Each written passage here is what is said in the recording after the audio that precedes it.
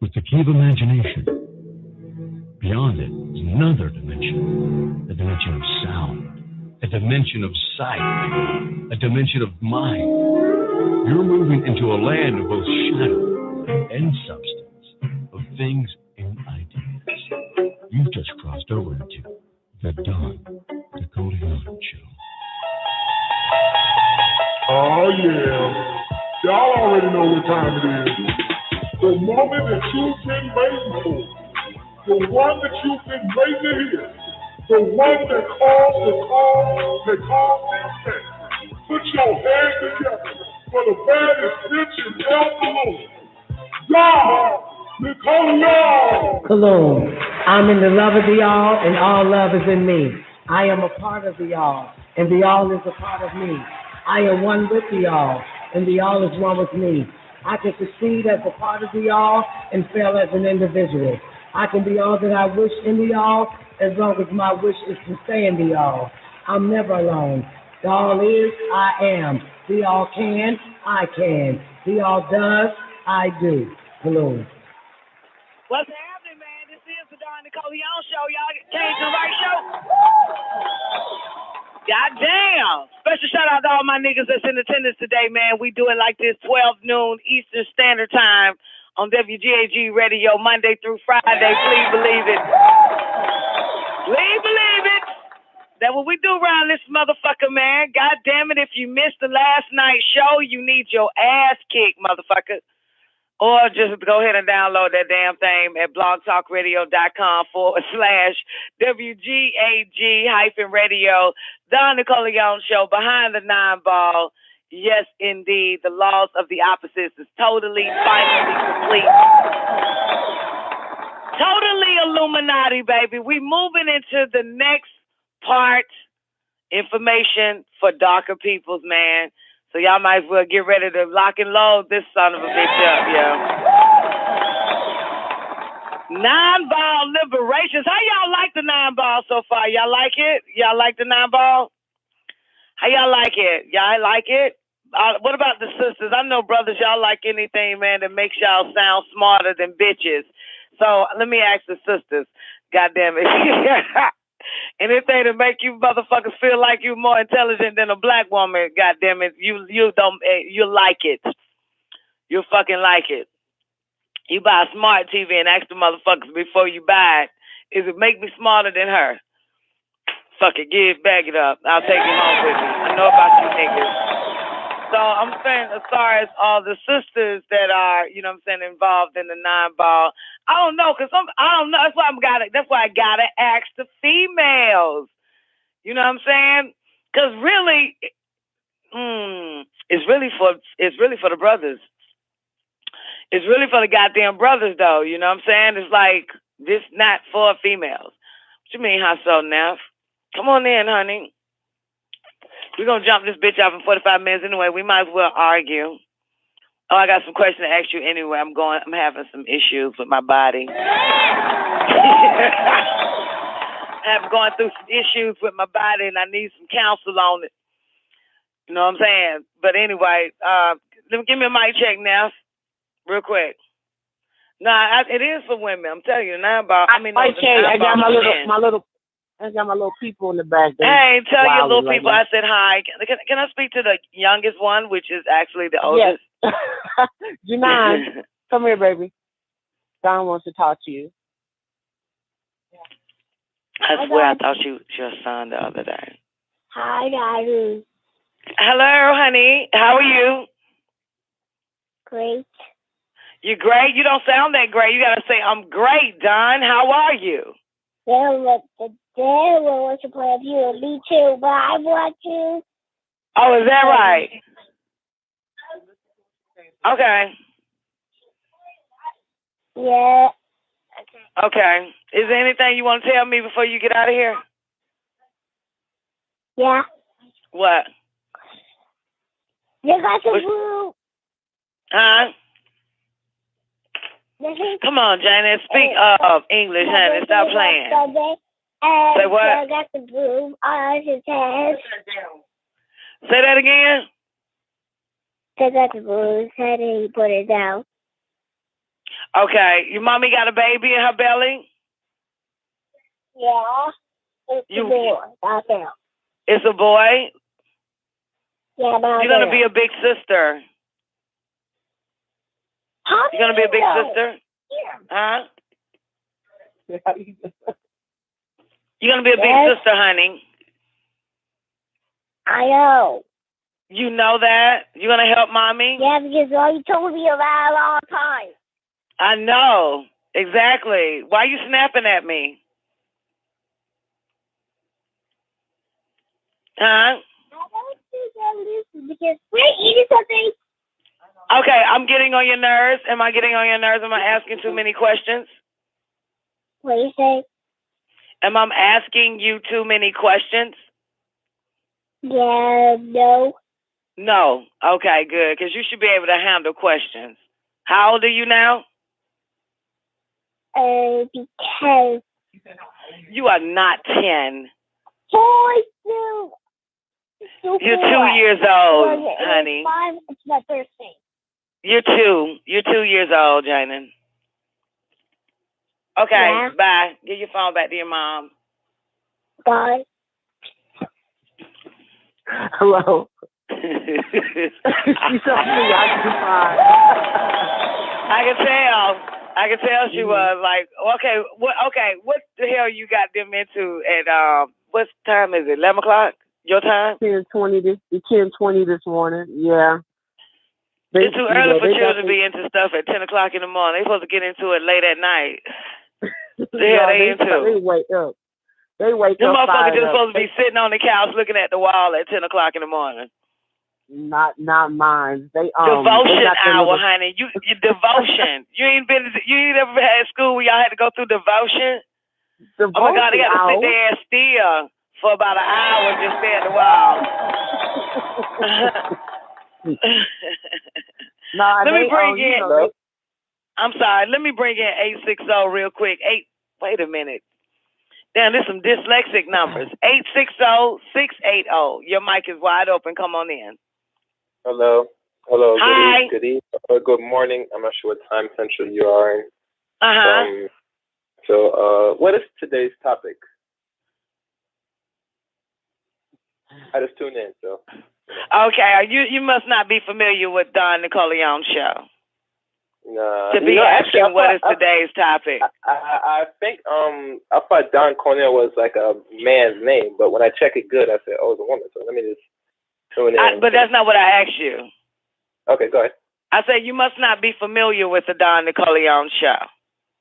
Yes, correct. Okay, good. Okay, because the ask, what's the topic is like asking Mama what you cooked today, and Mama sitting on the couch yet. She's sitting on the couch. You know what I'm saying? This is not like, we don't think about nobody prior to the show. We just do a show. Yeah. Okay. So what you got for us? What's your name and where you calling from? Welcome to the Don Nicoleone show, honey.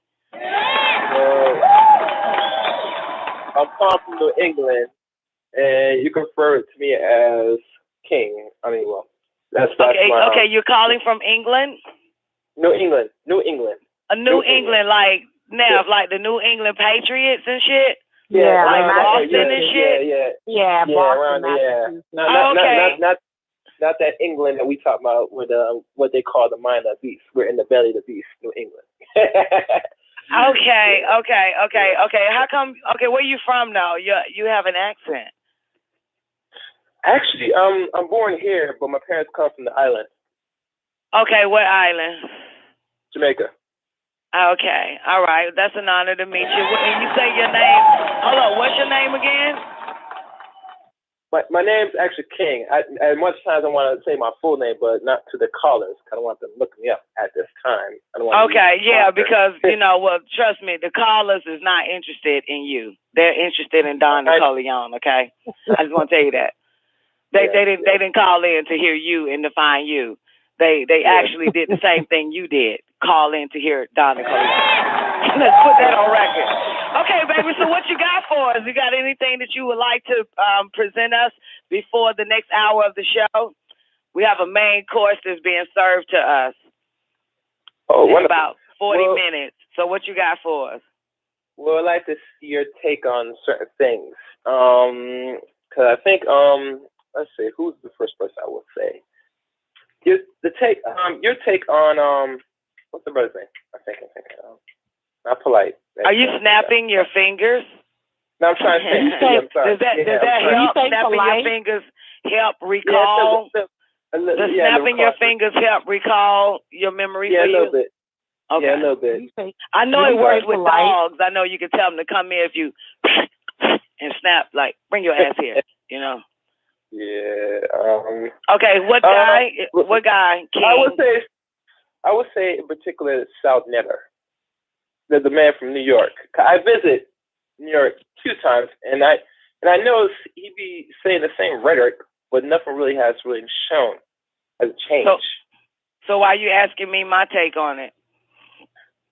No, because I find it interesting that most people don't really talk much about this brother, but I don't know what he has done really in the last 10 years. I mean, it sounds boring, but at times I see some people shed light to him now.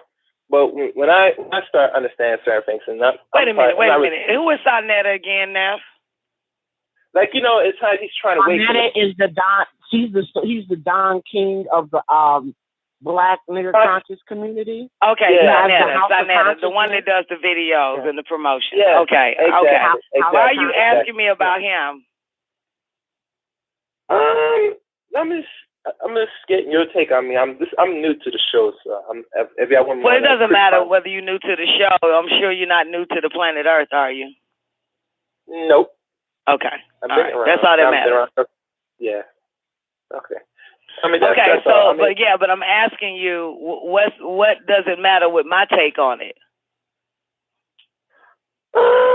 Just a woman's opinion. I mean, that's you don't have any other women to ask? You just had to ask me? Well, where I'm at, there's very little women that's awakened. Some are, just regular women, Oh, so I'll take that as a compliment, King. Yes. Yeah.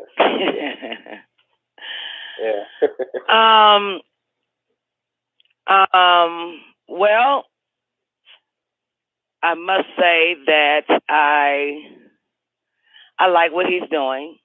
I don't support what he's doing, but I like what he's doing. Okay. Yeah. Okay. That they found a way to bring a bunch of niggas together and make money. So I just think that's great. And he's a great promoter. He promotes his ass off. Give you a little premiere, a feature. Yeah. Mm-hmm. So, yeah, I mean, he's, hey. People like that kind of stuff. It's no difference than reality TV on VH1 from Basketball Wives to Love and Hip Hop. So it's just, you know what I'm saying? It's just on this, book debate. But I think, like I said, I like what he's doing, but I don't support what he's doing. Mm-hmm. Okay. Anything else? Okay, that's a fair analogy. Okay, I'm just gonna probably sit back and then listen. Because I don't know him. He and I had words in a chat room before, but that shit don't count. But if I had to count that, and if I had to deal with our exchange of words 3, 4, 4.5, maybe 5 years ago, I can't remember, I would diagnose him as a straight up fucking bitch and a faggot based on our conversation that we've had. You know what I'm saying? I'll go ahead and diagnose his ass as a straight bitch. And you could tell him I said it, tell him I don't forget any goddamn thing. So yeah, we had exchange of words and shit. He private messaged me. He came to me. I was minding my business, enjoying a blog talk show and, drinking tea and, had my incense burning in the background and my own playing, just right at a great volume where I could still hear the show and my Buddha candle lit. And I just finished making tafulat and he approached me in the chat room, private messaged me and said, "I don't like you, bitch." He just came from my head. I said, look at this fag ass nigga, this bitch nigga. But maybe he has changed. Maybe he's no longer a bitch nigga. Because I know times have moved forward. It's 3.5, 4 years later. He may have revolved than evolved by now. But you can tell him I said it. I don't forget shit. Okay, that's what you was looking for, right? You wanted something like that, right? I mean, as raw as they get. I like it. And I'm saying I'm not. Yeah, I knew it. I knew it. That's why I give you what you want. Yeah, but that's really happened. That's a true fact.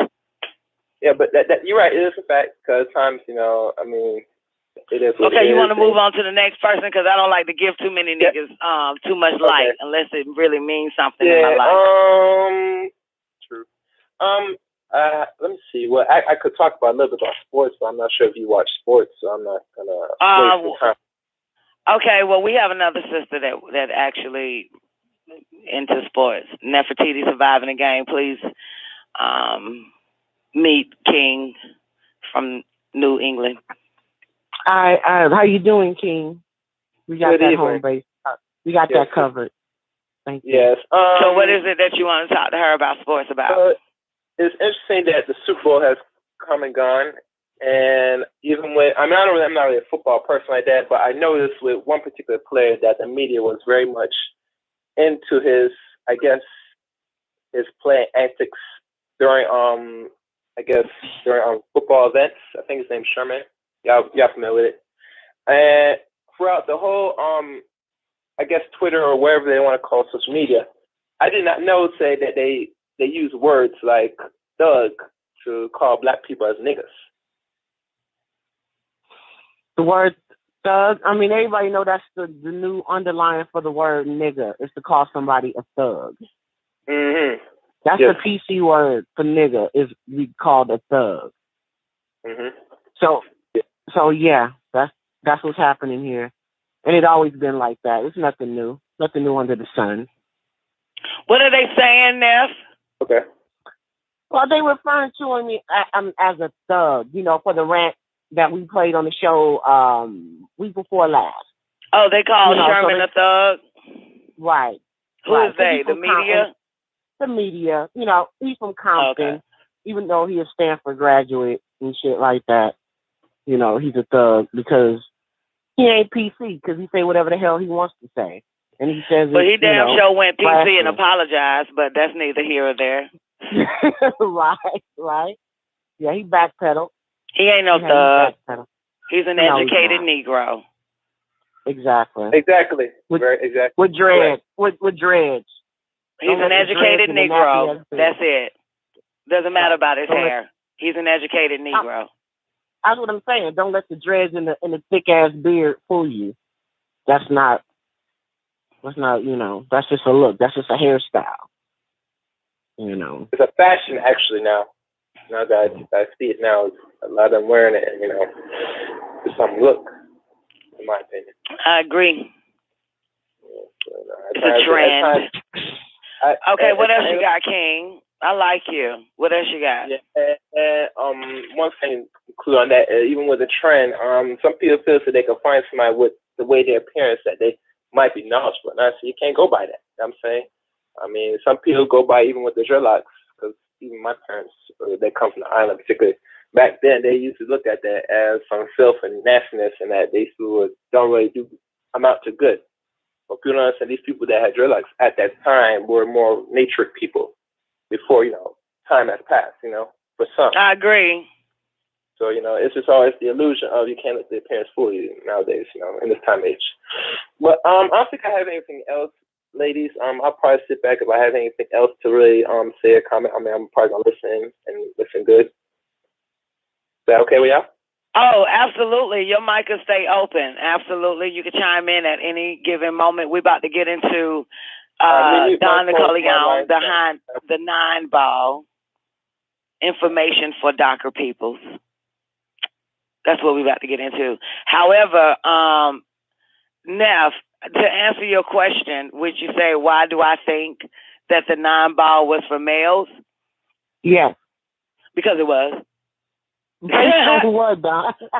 Because you can tell it. You can tell it is because it's like I said prior to not prior, but like let's say last week or 2 weeks ago, that what I'm saying I think it's for the brothers to rise up to the occasion. Okay. Because like I said with the whole, what I'm saying when remember the brother Tony that called in about his wife and his family when he wanted to let us know that he pains too. Remember that? Right. Over his children. Well, what I'm saying? I said this 1,000 times and I'm living proof of it, that in order for, a woman to raise up, the man that she's with is going to have to already be there. He's going to have to already be up there. So that, because it's all about raising the woman, getting her back right. So a man can't do that unless he has the right knowledge. He ain't going to be able to do it unless he's a different type of man. And that's why I say that the 9-ball is actually for the brothers, even though even though it's for children and for us too, but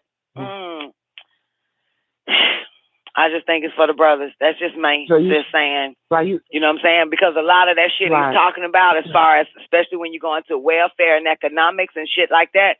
And when he talks about welfare and economics and about jobs and shit like that, if you plan on having one, you know what I'm saying, see yourself 2 years in it and out of that motherfucker and make sure that you're doing something productive for the communities with what you get, whether you work it.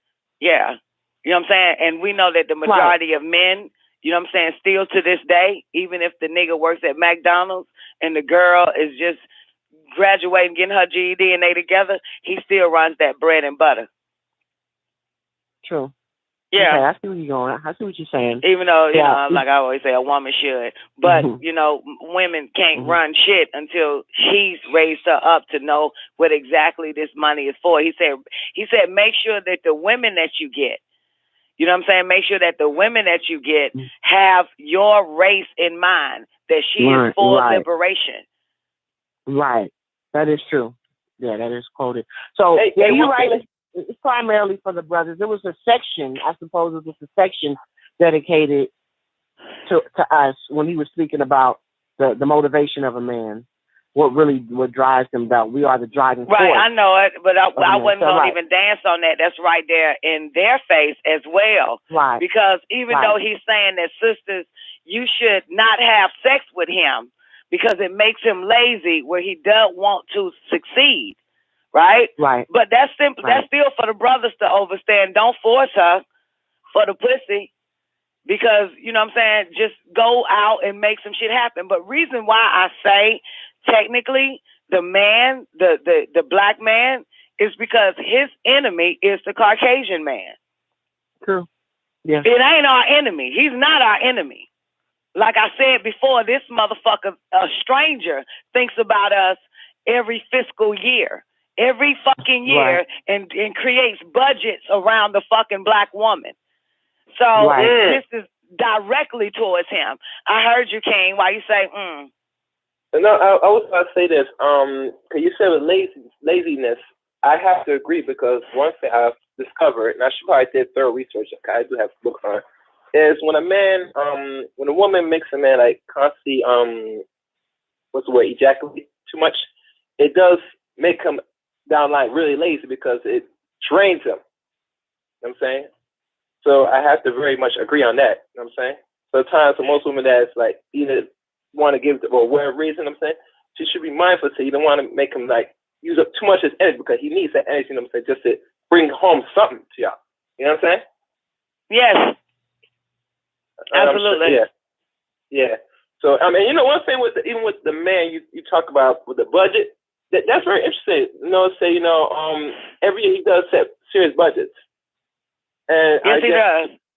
I mean, and I'm not sure based on the responsibility that the black man should have already had in place for his woman or the multiple women that he's had in his life and left them with children. He should be budgeting around all his fucking baby mamas. So that's why I say that the 9-ball is for them because y'all got a lot of raising up to do. in order to raise us up, y'all got a whole bunch of mind brainwashing that has to be done first, because your enemy thinks about your women more than you do. Yeah, this is true.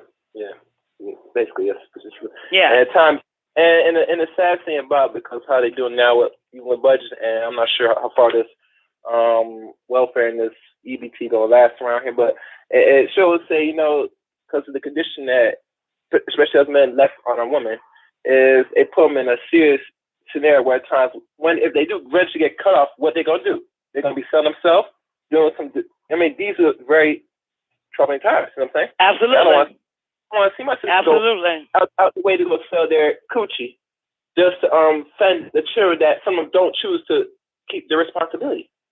You know what I'm saying? And that's absolutely. I mean, and I know for a fact, most women not going to really walk out. I'm gonna let these men walk out like that. You know what I'm saying? Because, and some do, some need to be spiritually evaluated, but majority of women will stay in it just for the sake of the children. You know what I'm saying? Even the women that I've been around with, some of them, they have made the decision they don't want to deal with certain men because they feel so that their heart's broken. But then you have a child with this person, so how you gonna balance that? It's always the question. You know what I'm saying? Because y'all lives are no longer separate now. That y'all brought in life now, so at times responsibility has put more on the child. No, our lives can always be separate. We can be separate and whole individuals all at the same time. Our lives can be separate. It has nothing to do with bringing a child into the world. And once the child is here, that doesn't mean that he and I, or a woman and a man, is tied by the hip. They're not tied by the hip. That child has both the mother and the father in them, but they're not. That ain't got shit to do with them. They ain't got nothing to do with, we stuck together. When we know that's not the case. Okay. Yeah, mixed scientist said that, what you say, sweetheart? Don just said the white man thinks about black women more than black men do. That's what I just said to caller. Yeah. Well, okay, I see it. Calling in to talk about men that he doesn't even know. Oh, okay. Oh, okay. Mixed scientist is saying you, King, is calling about men that you don't even know. And then he says that I said that the white man thinks about the black woman more than black men do. And he says he's showing exactly because you called in about men you don't know, like Sonetta. That's what mixed scientists are saying in the chat room. What's happening, Philly? It's good with your partner. You got anything you want to say to that, or you just not going to dignify that with a response? Well, guess not. Anyway, so now, did that help? You know what I'm saying? I mean, you could refute it. You can say, I disagree, Don. The $9 for women, too. Hey, it is for women, too. But I know that it's a loaded gun pointing at black men. And to throw in them Lincoln speeches and to have Lincoln specifically talk about man-to-man shit. Black man to the Caucasian man. No doubt, Don. I can't argue with truth. I definitely can't argue with truth. And then when I think about, like you said, the welfare and unemployment, that was directed strictly at the man, talking about who makes a woman a so-called whore. It's like men do. So I can't argue with truth. It is what it is. So I see exactly what you saying. Yeah, it's for the brothers. It's for the niggas. It's for them. But we can definitely, I can't disagree with that. We definitely can learn from it because, us as women are out there dealing in the world, being business women and what have you not. So when we talk about especially law of opposites and knowing about that shit, because women, a lot of black women got it twisted when they are rushing to get under the wings of, the cover of a white man in all different types of forms, not even if it's in a sexual relationship or being with one, but just in his business world when it takes, so-called to climb a ladder. So sisters need to know and understand the laws of opposites in a serious way, because that's detrimental to the Nubian race in a big way. I mean, technically, if a nigga does not rise to intellectual top, to the rooftop, then we have no choice but to get there before him. And then it's going to make us not even fucking interested in this motherfucker. I think that his ass will turn into he'll turn into the 7 negative and the 2 positive. Okay. That's why he's going to have to fucking raise up. He's going to have to raise up. In order to raise us up, in order for us to find likeness in each other. Because he said that the white man, he said that the woman, your Nubian woman or the black woman, he says she sees Mr. White Man as the provider and the protector and the motherfucker that knows it all. And the intelligent one. No, the one who got all the goddamn sense. That's what he said. She sees the white man as the provider, the protector, and the one who has all the goddamn sense. This shit is for straight up niggas to wake the fuck up. Right. No doubt. Yeah. No doubt. But they could care less though, honey. They got that brotherly love in them. They could care less. They could really give 2 shits about striving to rise to the occasion for the whole female race of black women. They can care less, girl. You're right. Come on in, Hebrew Israelite. Give me a mic check. How you doing there? Hey, honey. How you doing today? Hanging in there. I just came on for a short second. I'm kind of doing homework. Just add a little value. You know, we as black men, you know, we realize that we came out of some kind of crisis 100-some years ago. And we do realize that we didn't know the language. I mean, we didn't know no language, really. So we had to overcome a lot of obstacles. But now, since we all speak the American language, then we should know what we need to do. But with Abraham, when I heard about Abraham, my take on Abraham is he was pretty much set up because you still got a Jefferson Davidson president of the Confederacy. You got Harriet Truman saying that the Confederacy were the crackers. And so Jefferson Davidson did a lot of things, and there's no body found since he won the Civil War. So a lot of the writings that occurred, I'm kind of skeptical because I look at Abraham Lincoln as a Quaker, you know, someone that believes in the Bible and the righteousness. It's hard to go racist when you're a Quaker. So I'm questioning. So did you ever take a time and checked out his speeches that he made about separation? And there is no freaking way that your race, you black men, would ever be equal to him because you all are going to be inferior if you continue to stay on this continent. The reason why I'm questioning Ulysses Grant. No one brings. I didn't ask you about him. I'm asking you about Abraham. And you said you don't think he was a racist. That letter did probably come up at when Ulysses Grant was the Union general, his right hand man. So you're saying that he wrote it for Abraham? I believe if you look at some of Ulysses Grant's documents that he signed. He's a Confederate. He signed. But are you saying that he wrote that shit for Abraham? He wrote Abraham's speech that he gave on Washington to the Negroes in 1860? Yes or no? The one in Ottawa, Illinois, the one in Springfield, Illinois too. Are you saying Ulysses Grant wrote that shit for him? The document I really studied was the Emancipation Proclamation. Okay, never mind. Stop right there. Stop. Let me finish. If you read, stop. Let me bring in another caller. Stop. Wait. Let me bring in. I don't have to let you finish, motherfucker. 757. Come on in. Give me a mic check. I'm not being rude. I let you talk. Okay. That's not being rude. I let you talk. I got to bring in another caller. I got to pick up some more people, shout it. 757, give me a mic check. What's up, Don? Hey, Live. Welcome to the show, sweetheart. How you doing today? I'm good. How are you? I'm great. How about yourself? Oh, you said you was good. What you got for us? Yeah.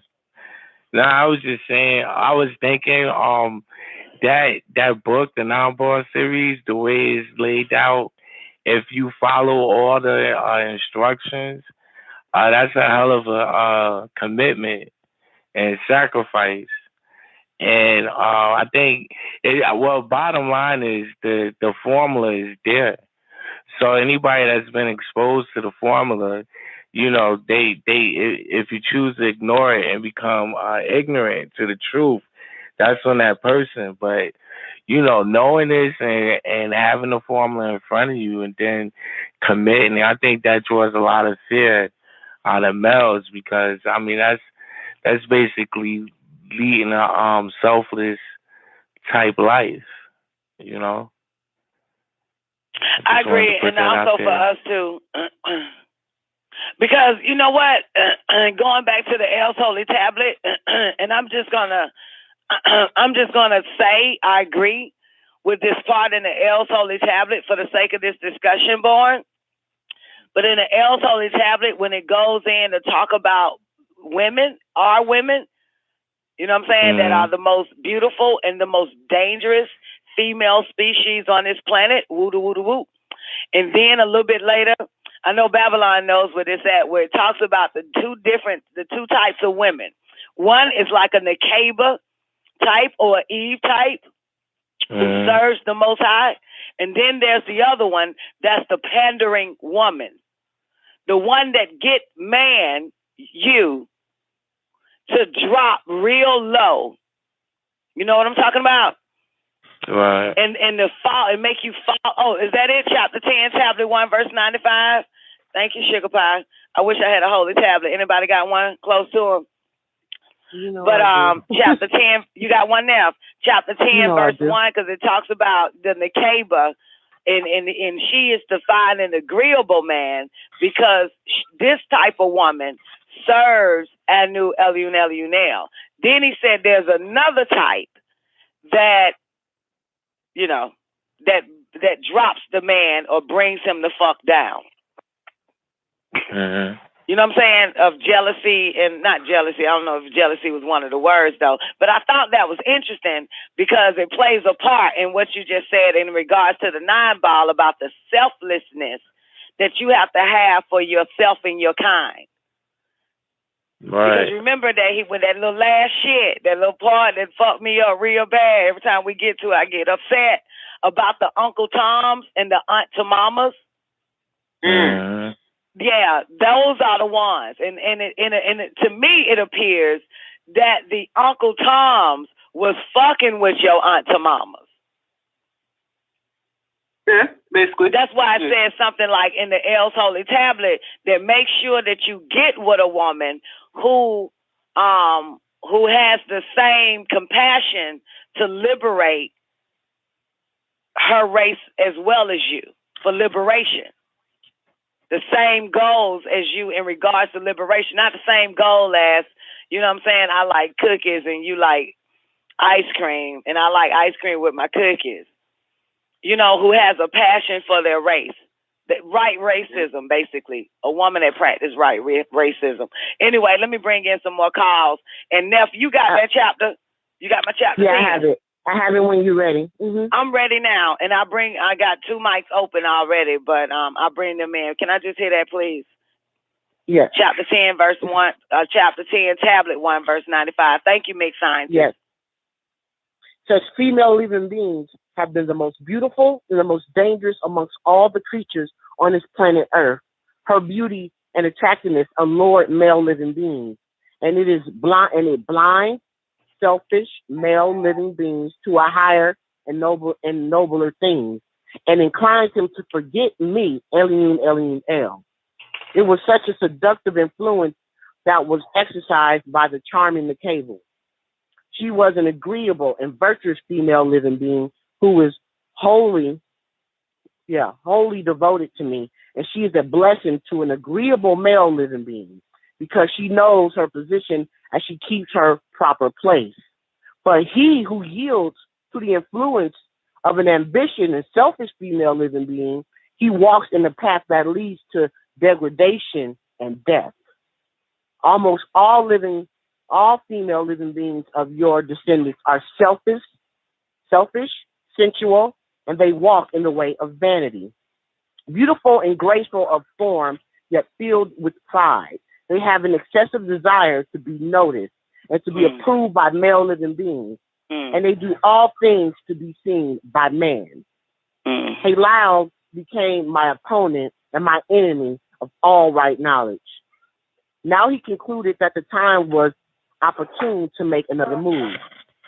He began his wicked schemes by using a female living being. Using a woman. Now, right. Even now, he will continue to use female living beings for his nefarious purposes. You want me to keep going, or? Oh yeah, I mean, no, that's perfect. That's perfect. Okay. That's perfect. That's some interesting shit, ain't it? Yes. Yeah. The most dangerous. And when you say they walk in what? Neff, you didn't close that book that fast, did you? No. No, you yeah.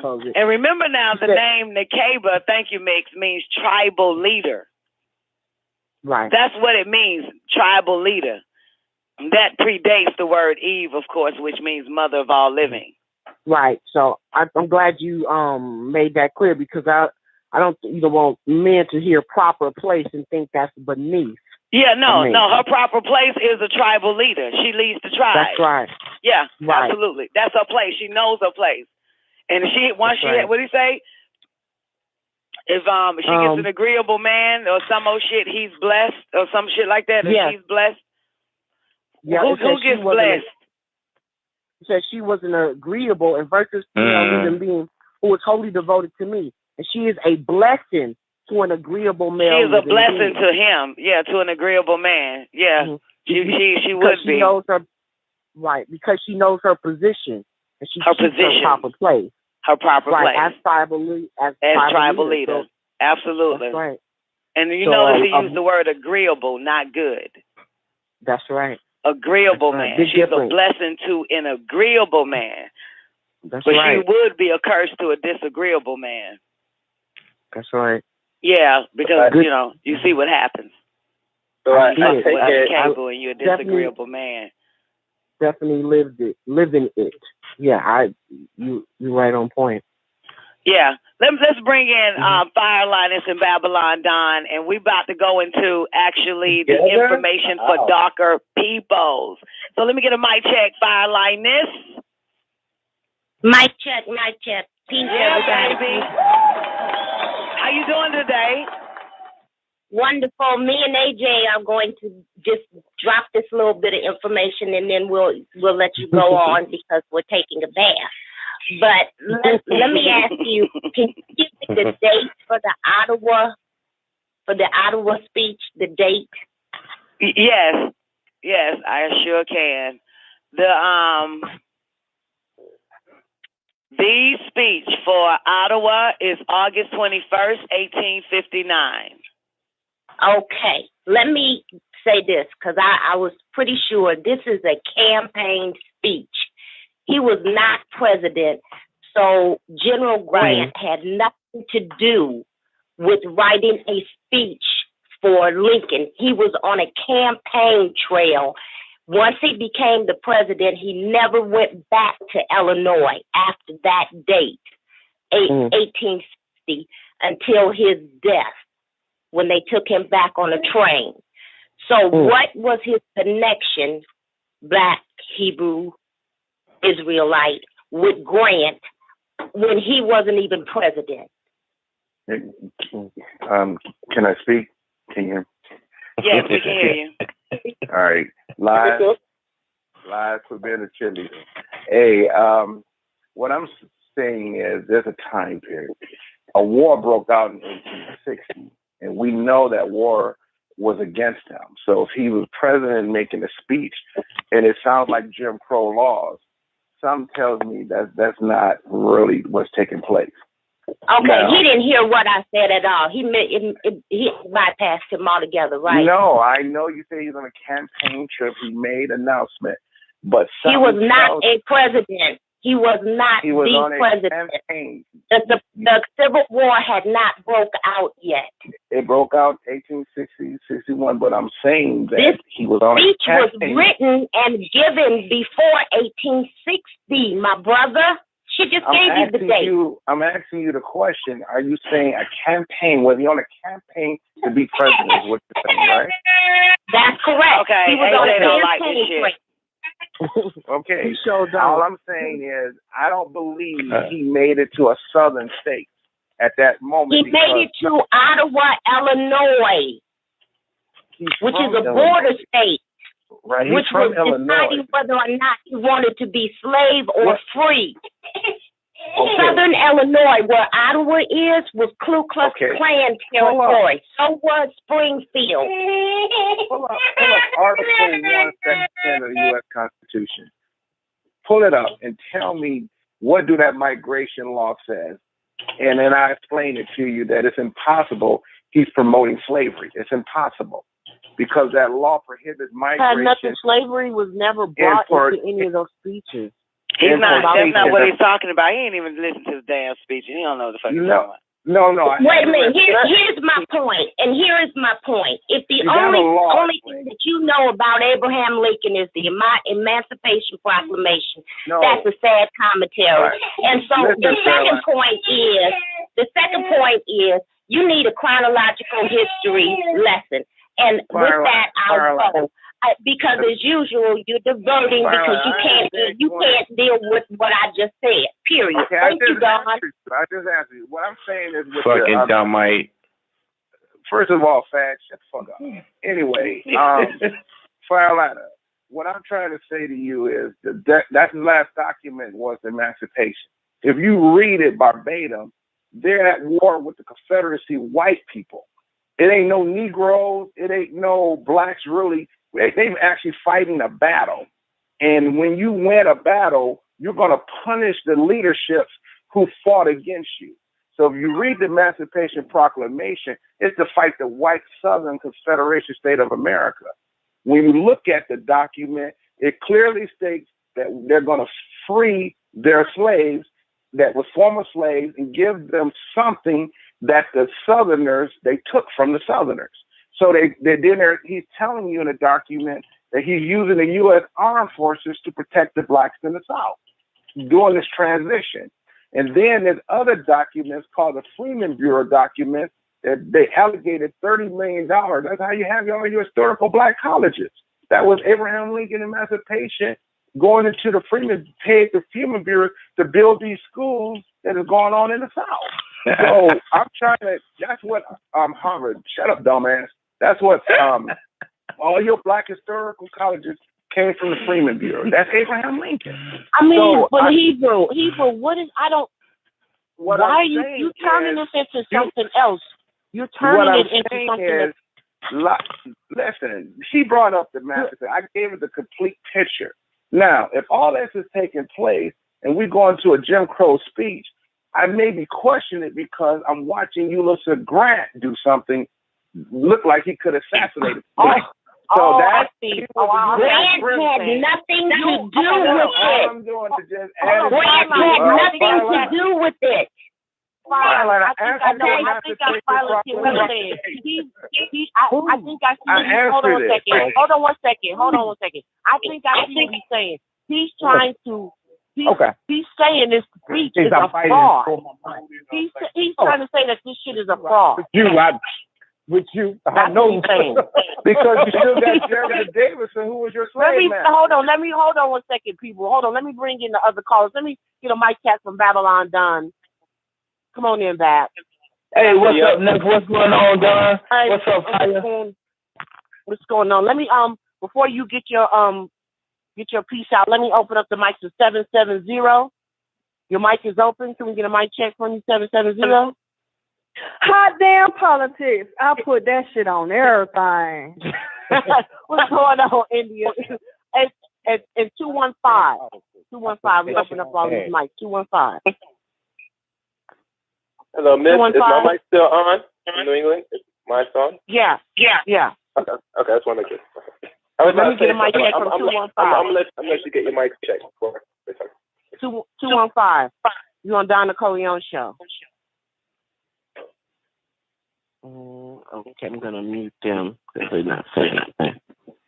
All right, Babylon, you got it. Hey, you already know, man. Never let India go first. I'm listening. Okay, that's what some you got, bullshit India? he really like talking about though. Well, that's all I wanted to say to because he was talking, but I wasn't listening. But I just wanted to let him know, goddamn hot damn politics. I just put that shit on everything, so he should be quiet and just listen and not try to teach or try First to of tell all, us when what you're we already 46 kind of years know. old and live, you can see positive, negative. I can't help it. Your mind is shadow. You and Don. I mean, not Don, not you. I'm talking about Babylon. I can't help it. You can't think ahead from your age. I'm sorry, but I can make an opinion. I never said Abraham Lincoln yea or nay. I said I kind of questioned that Jim Crow rolling stance. Jim Crow went well after the death of Abraham Lincoln. Matter of fact, Jim Crow laws came after the District of Columbia was formed. So I'm questioning. Hey, why are we discussing Jim Crow laws? We were First of all, talking about you the one came on and she said don't talk about it. You brought it back. You gave wrong information, and I hate for niggas to do that. So that's why I came on to clarify. He's challenging the validity of the speeches. That's basically what he's doing. He's challenging the validity of the. But he ain't talking about the speeches now. He's talking about Jim Crow. I'm not talking about the speeches. That's my point. Jefferson Davidson was the slave master. Jefferson Davidson, whoever the president. To be honest with you, though, Fire Lioness, I agree, because this nigga came on and told Don, he said, Don, you should read the Constitution, and it'll tell you about the battles and the wars and the things that they fought for. Now, where the fuck in the Constitution does it mention some battles and wars? I'm going to, before the man become president this man, of the United States, I'm about to answer you. Before he becomes president, he got 7 articles. It says know what he can't do once he's in office. Article 1, Section 9 is the migration rule for foreigners to come to this country. It clearly says migration. Okay, Hebrew Israelite, do us a favor though, for real. Not to cut you off. I'm just gonna ask this. Could you send Don a link on those 7 articles? Could you just send us a link? I want you to look up the U.S.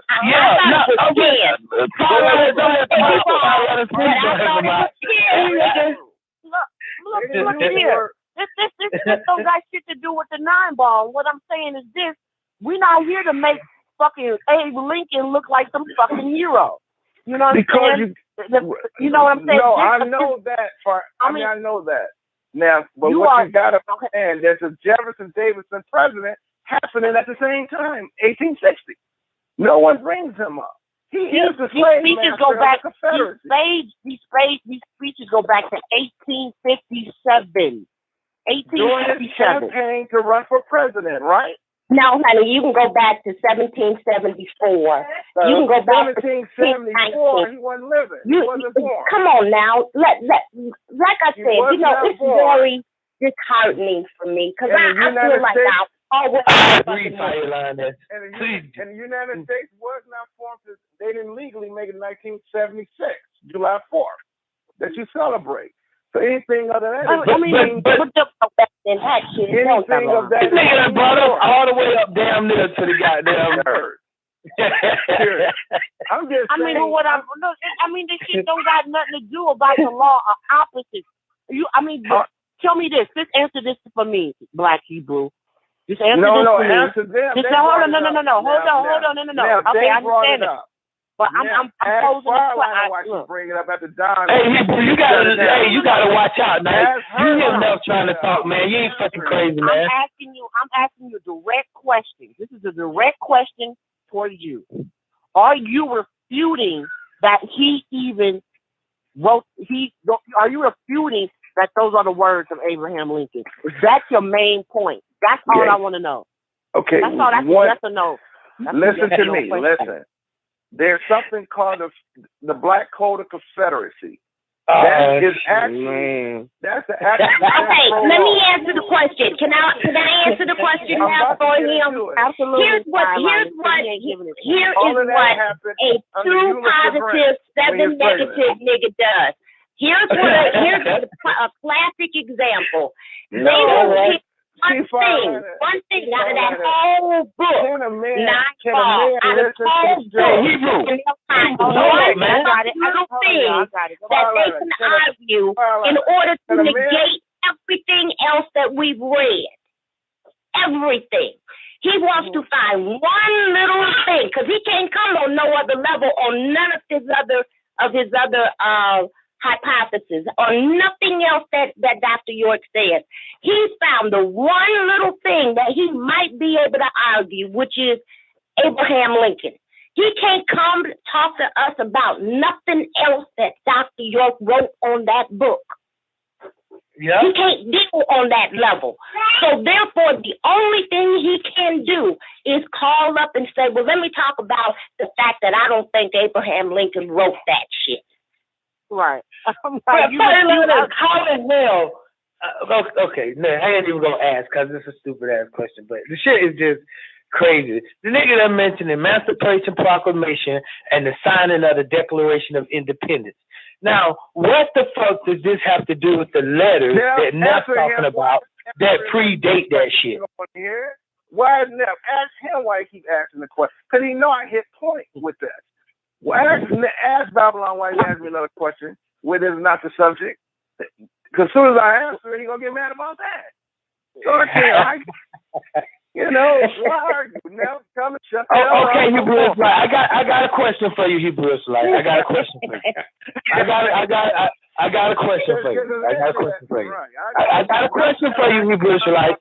What's that, man? What law were the natives practicing in America when the settlers first arrived?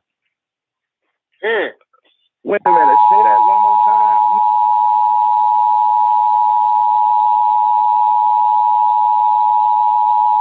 We interrupt this broadcast for breaking news.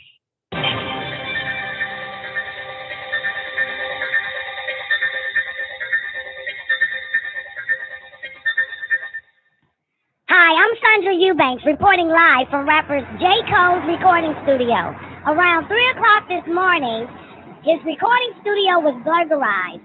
J. Cole was not there at the time. There was no signs of forced entry. However, the perpetrator did not damage or take anything of value except one thing, the verse he was featured on with hip-hop rapper Lil Wayne, Green Ranger. And a note was found in place of it that read, "You won't be needing this," signed the Rhyme Burglar. P.S. Lil Wayne, you're next. So it seems that the Rhyme Burglar is coming for Lil Wayne next. Local police and FBI officials say this type of burglary is outside their jurisdiction and there is nothing they can do about it. I'm Sandra Eubanks reporting live from WGAG Radio, Georgia Gossip News Station.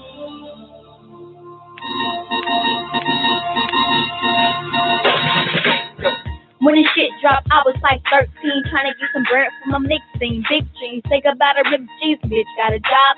Had my Louis Wallet spirits getting robbed from my last $50 that I had left over. $100 in his pocket, nigga, in his left shoulder.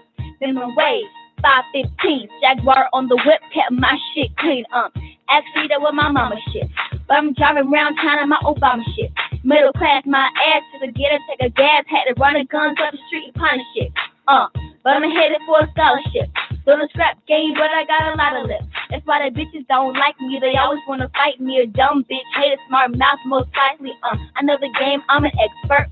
Bitch, I ain't gonna drop it if my legs work. Nigga, I'm gone. Shut up at the crib, tryna bone. And I ain't fucked yet, cause my mama always home. God damn, Lord have mercy. Please gotta let this little boy have herpes. So mama saying fast like Jackie doing a curse. See?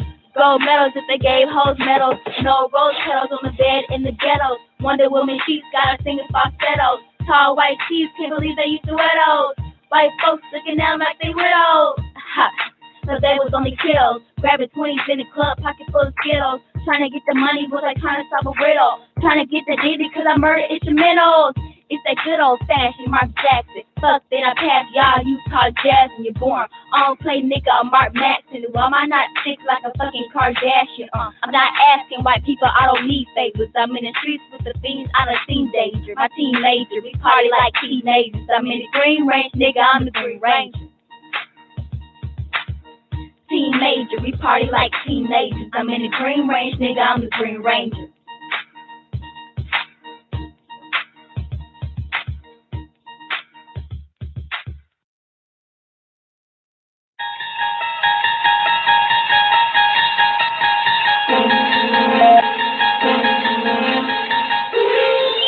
You unlock this door with the key of imagination. Beyond it is another dimension, a dimension of sound, a dimension of sight, a dimension of mind. You're moving into a land of both shadow and substance, of things and ideas. You've just crossed over into the Nicoleone Show. Oh, yeah. Y'all already know what time it is. The moment that you've been waiting for. The one that you've been waiting to hear. The one that calls the call, that calls the effect. Put your hands together for the baddest bitch in El Kuluwm. God, Nicoleone. Kuluwm, I'm in the love of the all, and all love is in me. I am a part of the all, and the all is a part of me. I am one with the all, and the all is one with me. I can succeed as a part of the all and fail as an individual. I can be all that I wish in the all as long as my wish is to stay in the all. I'm never alone. The all is, I am. The all can, I can. The all does, I do. Kuluwm. Gentlemen, welcome to the Don Nicoleone Show. Hope y'all had a strong beginning and not a weekend. Special shout out to all my people that's tuning in today, man. It is October the 18th, man. Almost time for some Halloween. It's official around this shit. Great day, everybody that's tuning in on the call lines. If you need to call in number is 425-569-5274. Talk to us, chop it up. If you can't get in, we also have a link where you can actually use the computer if you have one in the headset and all that type of shit in the microphone. And boom, we drop that link in. You'll get in on the switchboard. You can actually hit the one button, a little dial button picks up and shit like that for you. You can put your name in and we'll know you're on the line listening, all that fire ass shit too. So let me know if you need to get in, if you don't want to pay T-Mobile and all the rest of those motherfuckers. You feel it? Gotta show some love to everybody over there in the after party. That's our 24-hour voice-activated chat room, 24 hours a day. All you need is a headset, once again, microphone, computer, or cell phone, and just install the app, paltalk.com. Type in the search, the after party, and that's where you'll find us at, baby, 24 hours a day. You will find us in the I'm across the street, though, over to Lockdown Radio again. That's where we're streaming WGAG Radio, Blog Talk.com shows into Lockdown Radio again. Special shout out to Barbara Bay is in the building. Great day, Barbara Bay. Good to see you, baby, man. Special shout out to my girl, Sister X in the building. Great day, Zena. Gotta show some love to Twank Star Double R also in the building, man. Grandma Ab Cobb. Special shout out to all my niggas over there in the after party once again. I just totally forgot you motherfuckers that quick. Mentioned it, then boom, across the street. But great day, BD. Hope all is well with you. Special shout out to my man, Self-Guided Nefertiti, surviving the game. Great day, Neff. Special shout out to you, Neff, and everybody, man. Neff, in the very beginning, when Don go live on this clip, that first hour and shit, I heard a little girl voice, but Friday I didn't do the show, y'all. I was tired as fuck, so I streamed this one in here. But I didn't know that the 9-ball information for all darker peoples, that was the show I actually played all Friday and shit for the Don Nicoleone show. But anyway, the little girl is Janan. The first hour of this show, you should let Janan hear her voice, hear herself. You know what I'm saying? Like, yo, that shit will freak her out. Yeah, it was Janin. I was like, damn, listen to this. Oh shit. And I heard the personality voice of her talking, the one she has now. I heard that shit come in. I was like, oh, this is the one she growing into now that she's 12. If you listen to it real good now, you can hear the other one. The one that she is now. Yeah. I was listening to that shit for the first of the day. Like, shit, 12:05 or some shit, 12:06. Yeah, man, you got to check that shit out, man, and let her hear herself. And then I'm pretty sure she'll hear that same voice she is now, that same personality. Yeah, I heard that shit come in, how do you call it? Come out of mouth, the personality she is now, man. So, yeah, man. That one there. Anyway, hope everybody, again, had a strong beginning and not a weekend. And let me see if I missed anybody over there in the after party. Great day, sweet Oshun, over there in the after party, man. Hope all is well with you and you and yours. Yeah, that first little hour, Sonara. Yeah, she's 12 now. Yeah, and you can hear. I can hear all the time. I have privilege. You know what I'm saying? I have rights to Neff's babies. So, and now that she's 12, when I listen to her, when I hear her talk to her mom or want to talk to me from time to time, that voice, that personality came out of the little 5-year-old I just heard, 2014. I heard that one, I don't know what it was. I got to find it now. But it's in the first hour after Dawn go live. I think about 5 minutes out once you come in. And I don't know what I asked you. And during this time, I think Neff is carrying the baby. She's carrying Adonai. Yeah. And so I'm talking to Jana, and I hear that. I hear the creature she has become now. I don't know why I'm laughing, but I think that shit's so fire because that was a warning right there. That was a warning. That was a warning right there. That was a heads up right there, Neff. That was a heads up because you can hear it. That was a heads up in the voice, the personality that she is now. That was a heads up. Like, what the fuck? That sound like. Yeah, that motherfucker wanted to come out then. That personality wanted to come out at 5. She held it in and waited. Nah, and he got to come out at 12. Yeah, man, that's some interesting shit though. Listen to it now. The Docker people, fast forward. Yeah, you'll let her hear herself at 5. That should be amazing. You know what I'm saying? The way, wow. Too bad we can't hear ourselves in our younger age. There's no recordings on us and shit. Can't hear what we sound like, but it's interesting because, I'm glad I had my babies part of the shows and shit because I get to listen to them when they were younger and they get to listen to themselves if they just happen to be around me, you know what I'm saying, like today or some old shit, you know what I'm saying? I'd be like, listen to your ass at 12 years old, so now listen to your ass at 8 years old, warrior. Like, listen to your ass. So it's kind of a blessing, man, to have our babies on record, Here they are, growing and shit.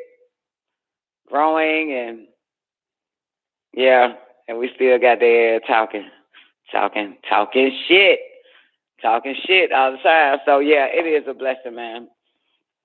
It's a blessing. It's a blessing that I had my grandmama on the show so I can hear her voice.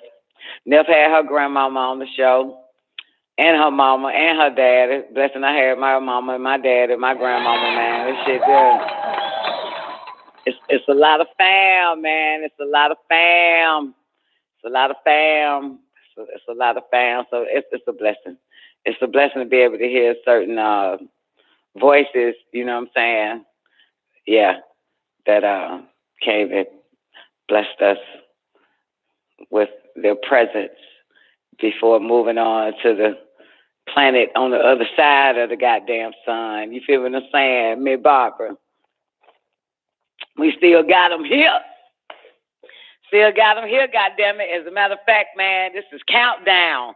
WGAG Radio 13-year anniversary is October 23rd. That's this Saturday. We're going to take over the El Holy Tablet show at 9 p.m. Please lock it in. Don't forget, come dance with us. Call in. Give us a drop. Tell us how you feel. Whether you don't like us no more, that's fine.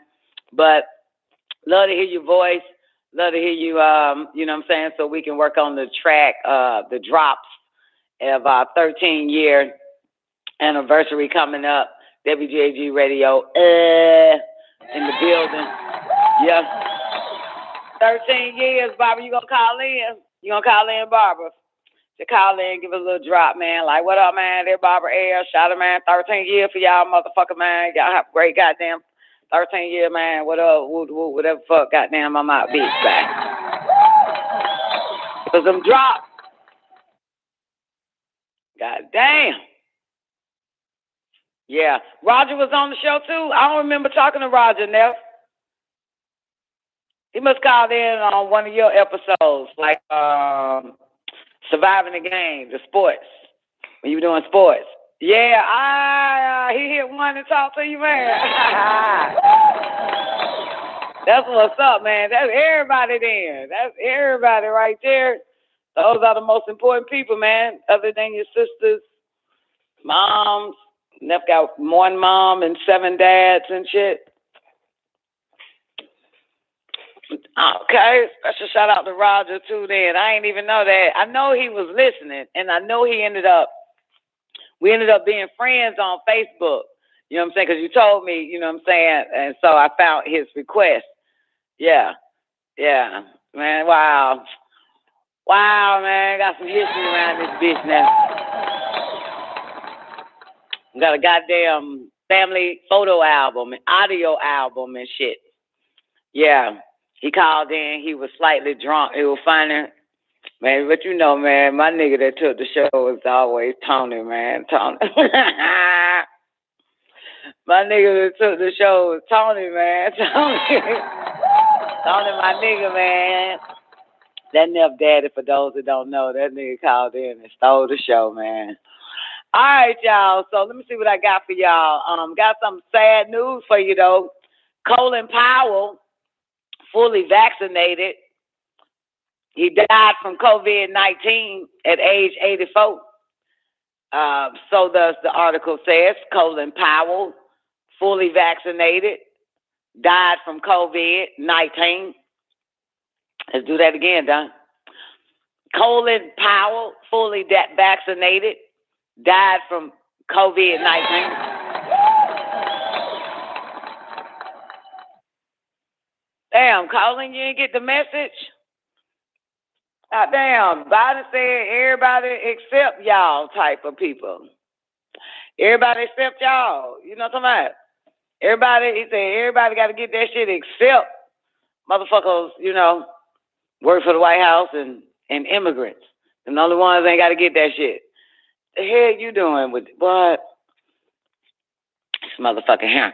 So anyway, retired General Colin Luther Powell, who served as the first Black U.S. Secretary of State, has died of COVID-19. He was 84 years old.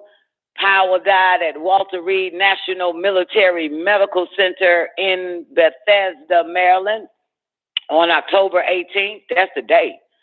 His death was due to complications related to COVID-19. He was fully vaccinated.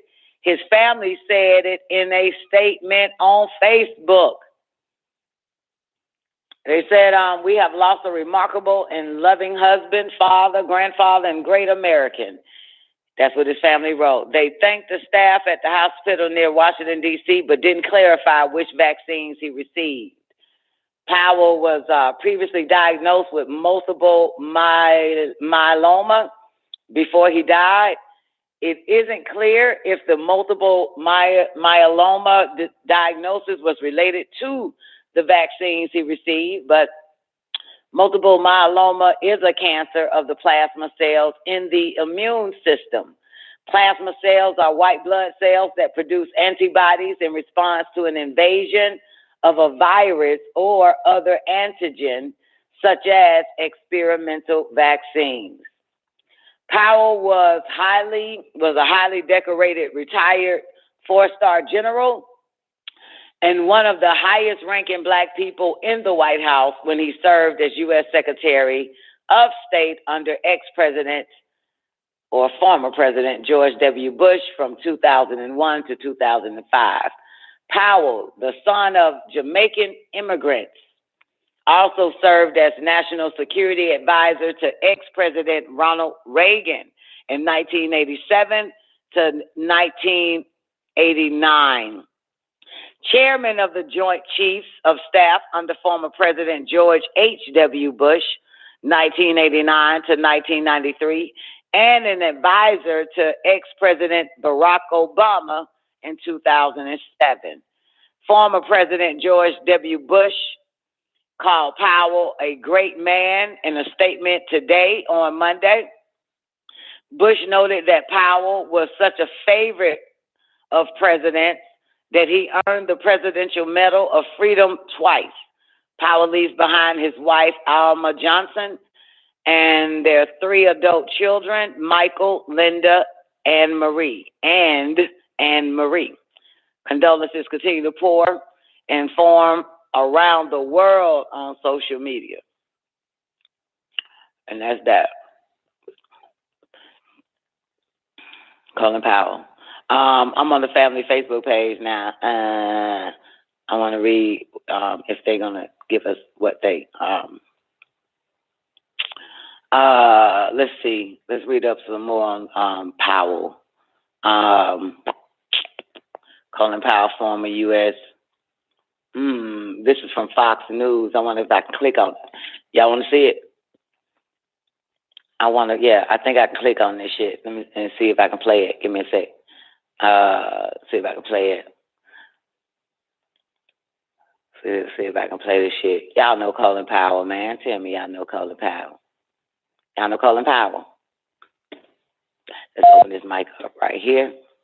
Let's open these. Hold on. Goddamn, take some of this shit off. Remove so I can set this shit up real nice for you motherfuckers. Let's see what this video says. Check it out. Colin Powell, U.S. military. Blow the bitch up like that. Yeah. We in the building. It was a video. Oh, there is a video. Colin Powell, U.S. military. This is from U.S. News Today. Okay? Yeah, this is U.S. News Today. And pass along here just into our newsroom. Colin we have some breaking news to pass along here just into our newsroom. Colin Powell, a military leader, of course, and the first Black U.S. Secretary of State, has died of COVID-19 complications. This statement was posted to his Facebook page, passing along the sad news. He was fully vaccinated, and again, he has passed away at the age of 84. Also, his camp. Ruggable knows wine night is sacred. Thanking the medical personnel at Walter Reed, also his camp away at the age of 84. Also his camp thanking the medical personnel at Walter Reed for caring for him in these final days. Colin Powell, to talk about his accomplishments would take the rest of the time that we're on the air this morning. He was a politician. He was a diplomat. He was a 4-star general. As you mentioned, he was the first African-American Secretary of State. And prior to, President Obama being elected, he...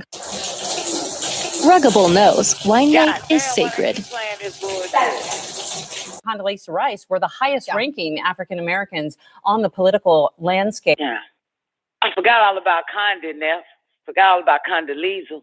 He was U.S. National Secretary, or National Secretary Advisor. He was chairman of the Joint Chiefs of Staff. He has written books. He's a public speaker. He has influenced many and has given back in many ways since he left the political world and his military career, and has been on many of foundation boards and served this country in many ways greatly. This coming as a... Let's go on the open road with a safe stay. Choose Best Western for your next trip. Pretty big surprise this morning, Yeah, I would say the most. There was no at least publicized news that he was battling any kind of COVID-19 symptoms or anything like that. You can expect a number of statements, right, coming from leaders from across the country and the world responding to this huge loss. Again, General Colin Powell, former U.S. Secretary of State, has died of COVID-19 complications at the age of 84. We'll continue covering this throughout the morning and, of course, pass along any. Lumi's the first deodorant of its kind and will give you results you've never had. Oh, hell no. Yeah, so there you go, man. That's kind of sad, ain't it? You know what I'm saying? Fully vaccinated, died from COVID-19 complications. That's some sad shit, man. That's some sad shit right there, man. And that came from usnews.com. That's their little segment on it. Yeah. So, wow. They got everything on this man on this shit. On this one. But yeah, so that's it, man. That's Colin Powell, man. So now we're talking about show me the body. Okay. So in other news, your girl Eve is pregnant with Maximilian Sugarfoot.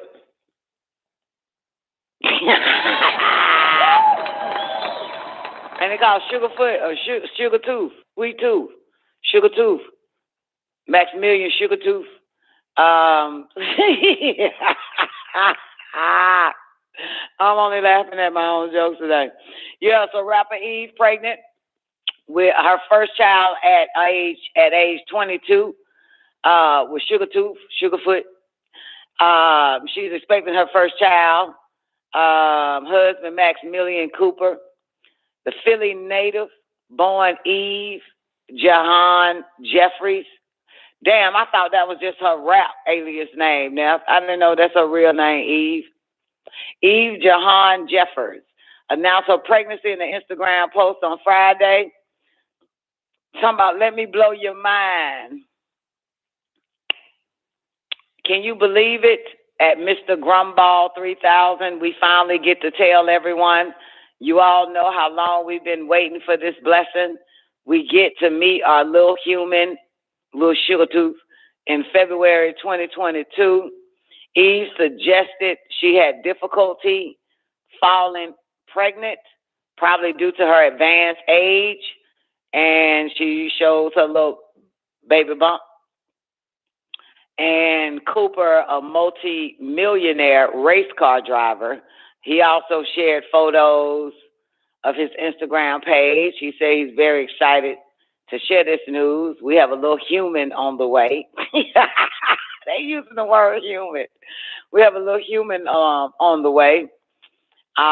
Cooper is already a father to 4 children. One 19 years old, one 17, one 15, and one 13. Yeah.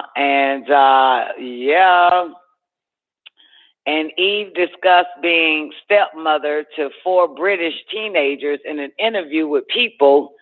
She said, it's been now 10 and a half years I've been in their lives, and they've been in my life. They've grounded me. In the beginning, when I first met my husband, then boyfriend, I was like, this is never going to last because you got 4 kids. How's this going to work? But then I met the kids and honestly was like, whoa, kids are amazing. So, yeah. Eve's pregnancy comes just days before her new musical drama called Queens premieres on ABC TV tomorrow, October 19th.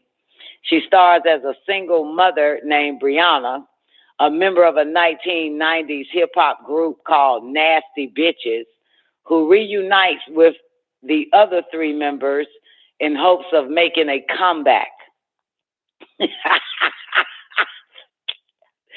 The show also stars power actress Nutri Naughton from Heart of Dixie, star Nadine Velázquez, and R&B diva Brandy. Y'all want to see the clip?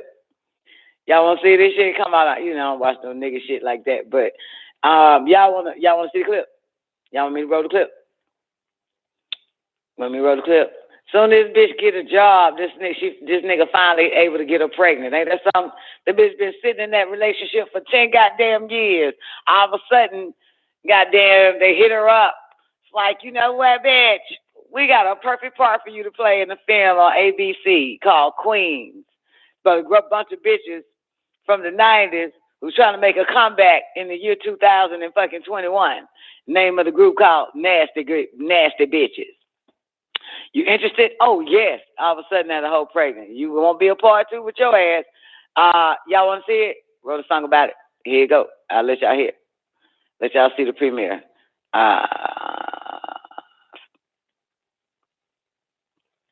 And dun, dun, dun, dun, dun. Actually, just 2 minutes and 14 seconds. Zone. That was Nasty Girl, the 90s chart topper from the former queens of hip hop. Why did they break up and where are they at? Nasty Girl. Sorry, this is my band. Oh, snap. That's you. Baby, she's famous. My bro had her poster on the wall. Her? Really? What happened? Rude? Oh, you better think. Can you believe it's been 20 years since we performed together? We stood on top of the world for a hot minute. The only time I had anything resembling a family is when we were together. The dumbest thing we ever did was throw away friendships that most people never had. Let's get this group back together. Listen, everyone been asking about y'all. I want y'all closing out the BET Awards this Sunday. That's $50K for each of you. I got 5 kids. I could use that money. I am still active in my parish. There are things I can't say anymore.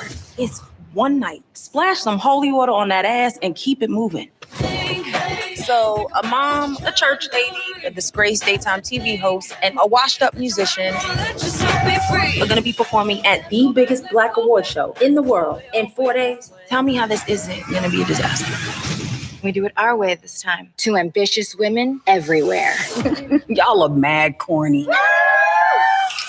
I'm a mom. I don't rap anymore. You need to find the fierce woman you used to be. I am performing with my girls. You don't get another piece of me.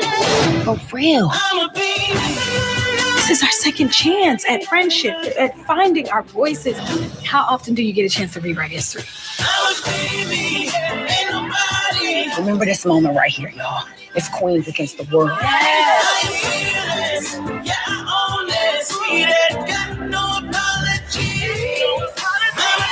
You don't need a crowd.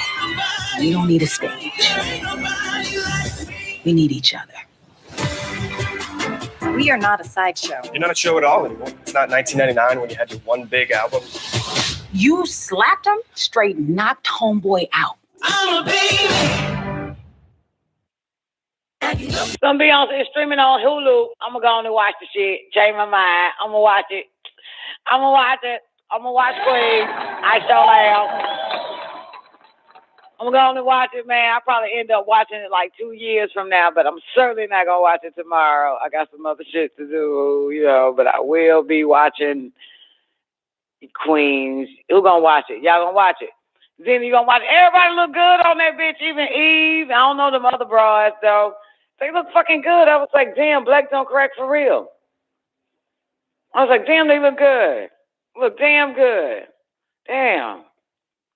Damn, no, this ain't none. Want to watch it again? Bitch, look damn good, man. Shit. Might need to get me a white man. Damn. God damn. White man, the reason why black don't crack. That's what the fuck that shit is. I'm about to get me one of them little motherfuckers. Ah, this bitch look good. Bitch look good. Bitch look healthy and shit. Bitch look good around this motherfucker, man. Goddamn. All right, so that's not, you gonna watch it. You ain't gonna watch it tomorrow, though. I got other shit to do, man. I'm watching you. I don't know how many people was into You, Y-O-U on Netflix. It's a Netflix original. And I think the third season, I think that's season 3 that's out. So I've been goddamn watching this stupid ass shit. You will. Been watching You. Okay, anybody familiar with You? Yay, nay? Wait, yay? Nah, this a little movie. Sayonara. This ain't no This a movie. This ain't a series now. You feel me? That the Queens, whatever it's called. You. Yeah, yeah, it's good. It's good. So you familiar with you've seen it before, but you just never watched it? Yeah, of course. I think it was Warrior turned me on to it 3 seasons ago and was like, Mom, watch this. You know what I'm saying? I think Fernanda was watching it too. But yeah, but it's fucking good, man. It's really good, for real. Third season is good too. Like, you know what I'm saying? You know? You saw the trailer? Yeah, check it out. The first season. Just try to make it through. You know what I'm saying? Because when I was watching it, you know, the first time I was watching it, because my baby asked me to watch it, I was like, okay, why am I watching this bullshit? Why am I watching this stupid shit? Why am I watching this stupid shit? Just keep clicking on the next episode. Why am I still watching this stupid shit? And it was really fucking good, though. It was interesting. It was interesting, man. It was some interesting shit. How I think Neff was watching it too. Let me ask Neff. Neff, did you watch You? Was you watching You too? Because I think Neff and I would come together and share some information about this sick ass motherfucker. I think it was Neff to talk about that. We would talk about it. Neff, didn't you watch You on Netflix? Was it you? I know it was somebody I would talk to about You, Y-O-U, on Netflix. Me. Okay, yeah. So yeah. It was Neff. Yeah. So yeah, season. Yeah. So it was Neff. I think we talked about it on the show and shit. Yeah. So because remember the last season 2, he got with the crazy bitch. Her name Love, and this nigga crazy too, and got a baby. So it picks up. Season 3 picks up. You know what I'm saying? Right there. This shit is wild. That shit is crazy than a motherfucker. It's wild. I ain't gonna even front. It's wild. And You holding me until the next episode of American Horror Story come out on Thursday or Wednesday. So yeah, waiting on that American Horror Story shouting. So oh, you haven't seen season 2? Okay. Yeah. All right. Well, damn. You know, hey. When you ever decide to take a vacation, motherfucker, watch it. When you ever decide, you know what I'm saying, give yourself some time, just watch The Idiot Box as much as I do around this bitch. So just add that to your list, I guess. I don't think You will work on the treadmill, though. You know what I'm saying? I don't think You works on the treadmill. You know, you want some high energy. Well, I would want some high energy, action-packed fucking film, something to watch on the treadmill and shit. But anyway, yeah, it's pretty good, Neff. It's wild as it is. Yeah, You is a pretty good series on Netflix. Yeah. So anyway, great day, Focus. How you recovering, baby? You walking? You walking, baby? You back on your feet? Focus. Tell me, yeah or nay? Is you back on your feet? Huh? I fucked up somewhere. Hold on. Yeah, Focus. Are you back on your feet? Hold on, y'all. I'm trying to get this shit together. You are not supposed to be saying this shit. Give me a second. Yeah. So, Focus, tell me you good, man. You back on your feet and shit? Everything all right? Yeah or nay? I know you're getting about a 7-second delay and shit over there on YouTube. But hope you back on your feet. And you recovered and healed cool, pretty good. Probably still going to therapy and shit. it really wasn't a motorcycle accident with Focus. It was more like Delaware don't fix they fucking streets. So while he was riding the motorcycle, big ass hole in the fucking street, and the rest is he was in the hospital. So really, you can actually sue Delaware for that shit. Okay? But anyway, let me see what else I got for y'all. So y'all already know that Lizzo's walking around this bitch butt naked again. And Lizzo came out. Yes, she did. She came out and let me pull up Lizzo, let y'all see this chick, just for the hell of it. Hold on, let me delete some of this. So y'all already know that Lizzo, seen Lizzo in her little butt naked attire, little dress. Let me see. Lizzo claps back. There it is, bam. So there it is right there on Sandra Rose. And but Lizzo claps back at fans for criticizing her see-through dress. She said, "Kiss my black ass for the rest of you bitches." And look at it. I would be, man, first of all, my mama would cuss me out real bad if I look like this. My mama. Okay, I just want to tell you that. My mama, my children, my daughters be like, you know, goddamn well you can't wear no shit like that with your fat ass. That's, man, there's just bitches in my family would have got in my ass. You hear me? No fucking way. No fucking way, goddammit. They would have got in my ass about that. But, you know what I'm saying? Look at that shit. I'll be disgusted with myself for real. For real, I ain't bullshitting. I'll be depressed every fucking day till I figure out how to get that shit off of me. I ain't gonna lie. Some of us get depressed, man. We get big, we get depressed. You know what I'm saying? When you see yourself and shit, man, you get real depressed. Like, what the fuck happened to me, man? You're supposed to be looking like this.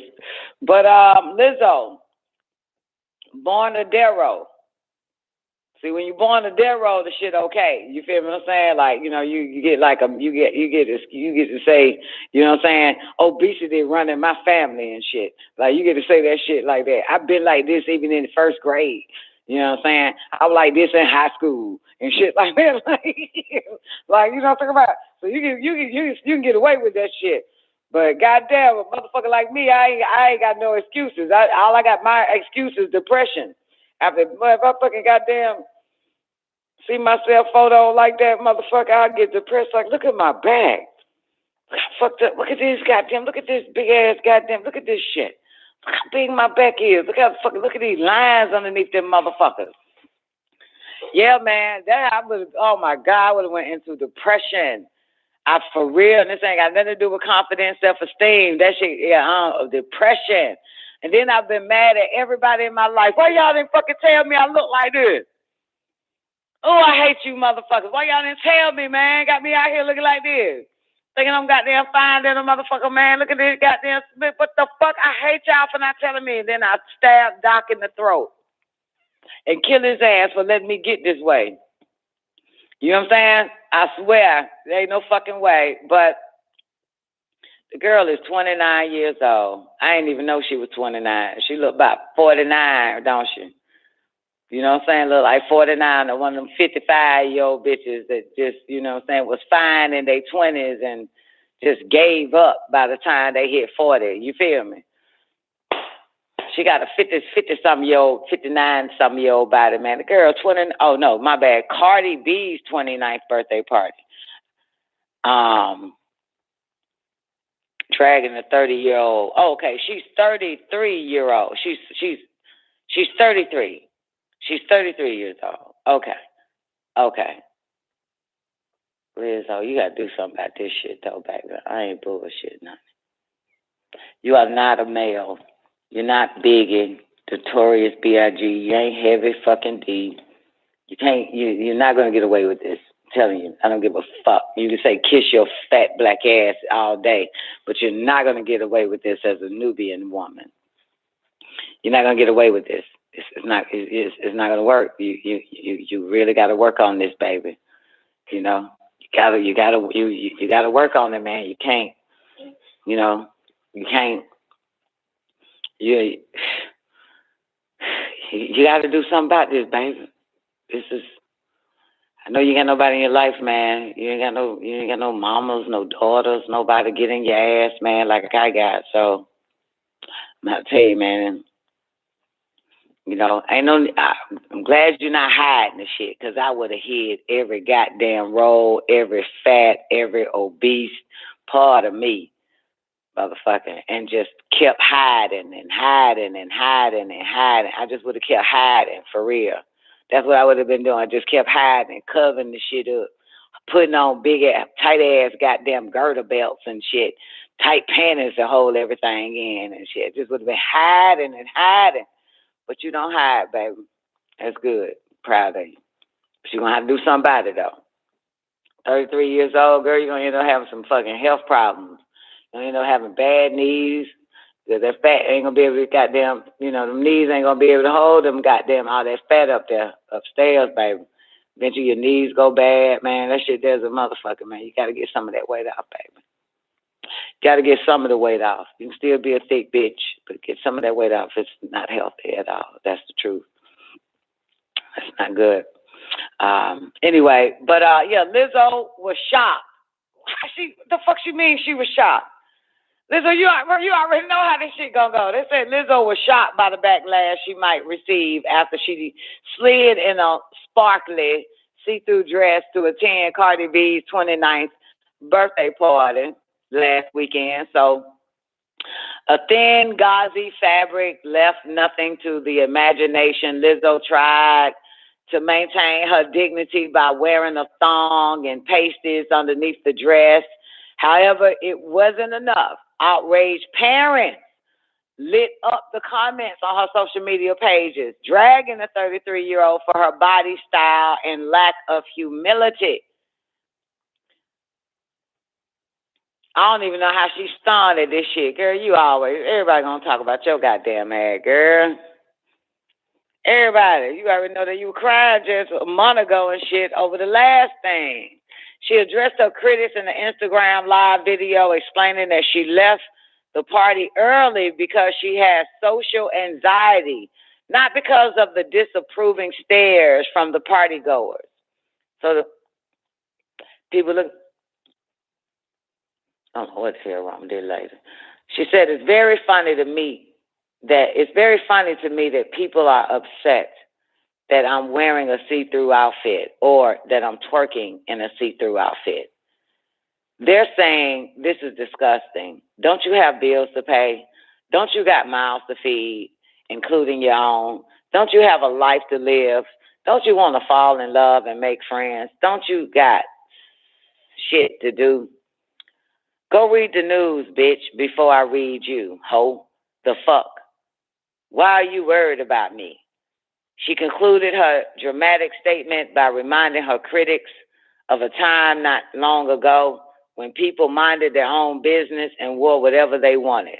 Kiss my ass, kiss my fat black ass, bitch. Y'all want to hear her say that shit? I want to hear her say that shit. Before I start answering questions and shit, let me just get into why I'm a little heated. People are upset because I wore a fucking see-through dress to Cardi B's birthday. First of all, happy birthday, Cardi B. I got to hug her and say happy birthday. I had social anxiety, so I left pretty quickly, but it was fun as fuck in those minutes that I was there. I don't go out often because, I'm scared of everything, but I left my house for Cardi, and I wore a see-through outfit.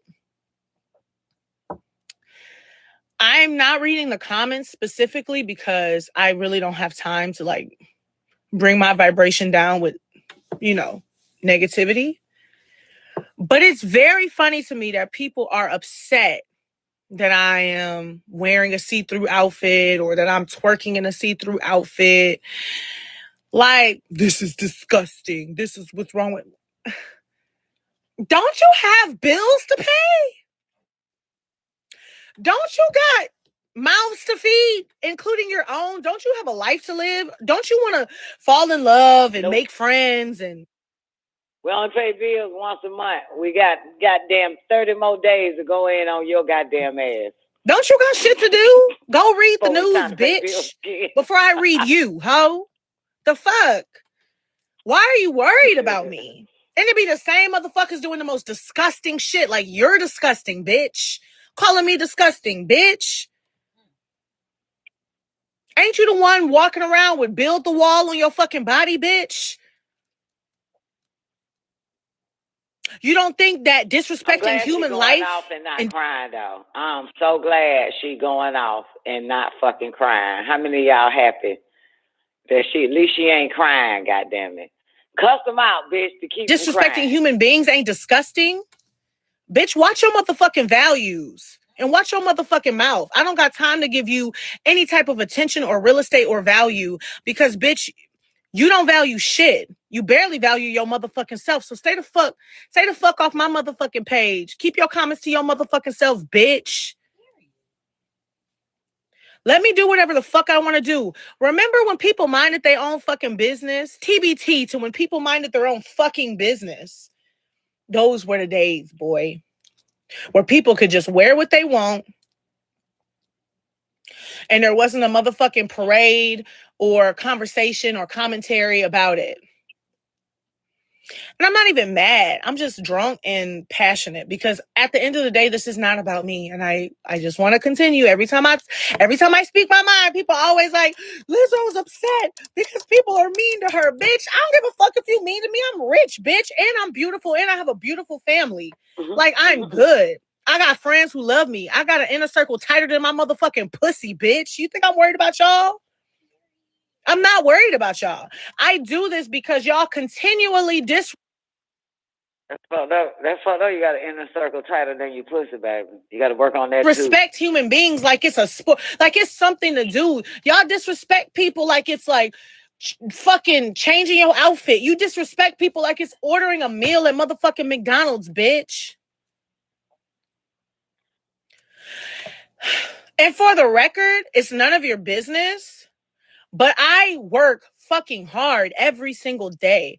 I wake up and Shantae be in my motherfucking house and we dance and we do cardio together and I go to the gym and I do strength training and I'm a vegan and I fucking eat kale and I take my vitamins and my sea moss every day and I stretch every fucking day.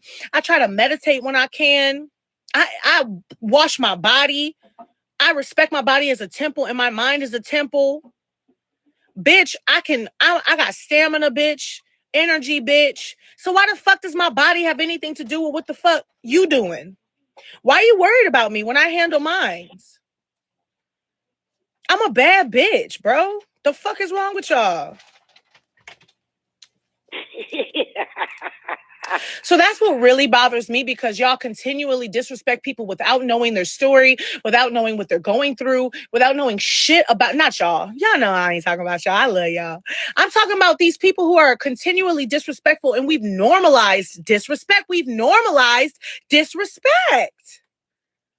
Bro, let me tell you something. This social media shit has let people get away with a lot of shit because you disrespect somebody to their face. You would never disrespect somebody to their face. How often does that happen? That's rare. But it seems like every single day somebody's disrespecting somebody on the internet. Let people live, bro. Let people wear whatever the fuck they want to wear. What the fuck?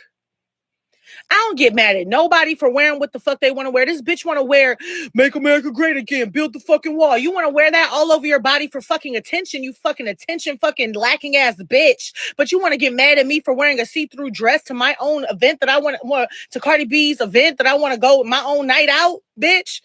You mad at what the fuck I want to wear? I ain't say shit about your old propaganda ass bullshit ass outfits. I don't think people got an issue with what she's wearing. It's just the fact that, you know what I'm saying, she got an issue with how her skin is wearing on her body. You know what I'm saying? That's what I think. You know what I'm saying? It ain't your clothes. It's your skin. You know what I'm saying? It's your other clothes that cover up your insides and shit. I think that's what it is. You know what I'm saying? It ain't got nothing to do with your little see-through little outfit, shop. It's just what we saw through that motherfucker. You know what I'm saying? I don't have an issue with it personally and publicly. It's just, you know, you're a bold bitch. I don't consider you a bad bitch. You're just a bold bitch. I couldn't do it. I couldn't do it, bitch. As soon as I get them chicken wings in my arms, bitch, I cover up. You know what I'm saying? I do. I hide that. You know what I'm saying? I hide that until I can't take it no more, and I try my best to fucking work on them chicken wings and shit. But goddamn, you just bold. You know what I'm saying? You just bold, man. There's a lot of bold bitches out there. I got a child that's bold. You know what I'm saying? If she could, she'll be butt naked every goddamn day. But I'm like, goddamn, Tierra, you bold as fuck, man. You bold, baby. You bold. You bold, bitch. You know, any flaws, man, I have to hide that. You feel me? I have to hide it or work on it behind closed doors, then come out flawless. But, you know, everybody ain't the same, man. You know what I'm talking about? Like, you know, some motherfuckers say they won't come over my goddamn house. You know what I'm saying? I got to clean up a little bit. You got to clean the house a little bit. You know what I'm saying? You know, because I want them to see how the fuck I'm really living. You know what I'm saying? So I clean it up just a little bit so they won't say shit. You know what I'm saying? You know? But then there's other motherfuckers, house nasty as fuck, knowing 5 people about to come over. They won't even clean that shit up. They'll just tell you, move that shit out the way right there. You know what I'm saying? Just keep the Coke can on the floor to the other side of the room and shit. You know, just they just, clear a little way for you. And they don't give a fuck. But I'm a person that goddamn, I ain't no way hell I'm finna let you see me live like this. Now, I might live like this, but I ain't finna let you see I live like this. So I'm gonna have to clean up. You know what I'm saying? I'm gonna have to tighten up a little bit. That's all. You feel what I'm saying? Go back. When you leave, I can go back living nasty or some shit. You know what I'm saying? As long, you know what I'm saying? But I can't let you see how the fuck I really am. So I got to motherfucking cover up. I got to tighten up a little bit. You feel me? So, but others don't give a damn. You know what I'm saying? Some motherfuckers don't give a shit. And this bitch here she don't give a fuck. You know what I'm saying? She don't give a shit. She don't give a fuck what she look like. It's like some people don't give a fuck about what their house look like, what their kids look like and shit. They don't give a fuck. You know what I'm saying? They not finna clean them up and shit to make a good impression. They had them motherfuckers going to school pissy, stinking. And shit. Unkept. They don't give a fuck. That's just how it is. But I can't. You know what I'm saying? I might not do my children hair for 8 days. But if we got to go somewhere, I'm going to have to goddamn comb that bitch, straighten their ass out, man, put them on something goddamn nice before we walk out. You feel what I'm saying? Goddamn, but shit different now. Goddamn. You know, it's different. Everybody different. But I think the two difference between us all is one has to clean it up. You know what I'm saying? For the eyes that's looking. You know what I'm saying? And others don't have to clean up shit and don't give a fuck about shit about the eyes looking. You know what I'm saying? And who looking? They just go out there. You know what I'm saying? Look like a bag of hell, fuck now. You know what I'm saying? And don't give two shits. Don't give two shits. So those are the two types of people on this planet, man. You know? So she one of them. She on the other side. You know what I'm talking about? But that's some fire ass shit though, because can you imagine if a nigga get with that type of mentality, you know what I'm saying, in hopes that, you know what I'm saying, if I make her life hell, she wouldn't want to go nowhere.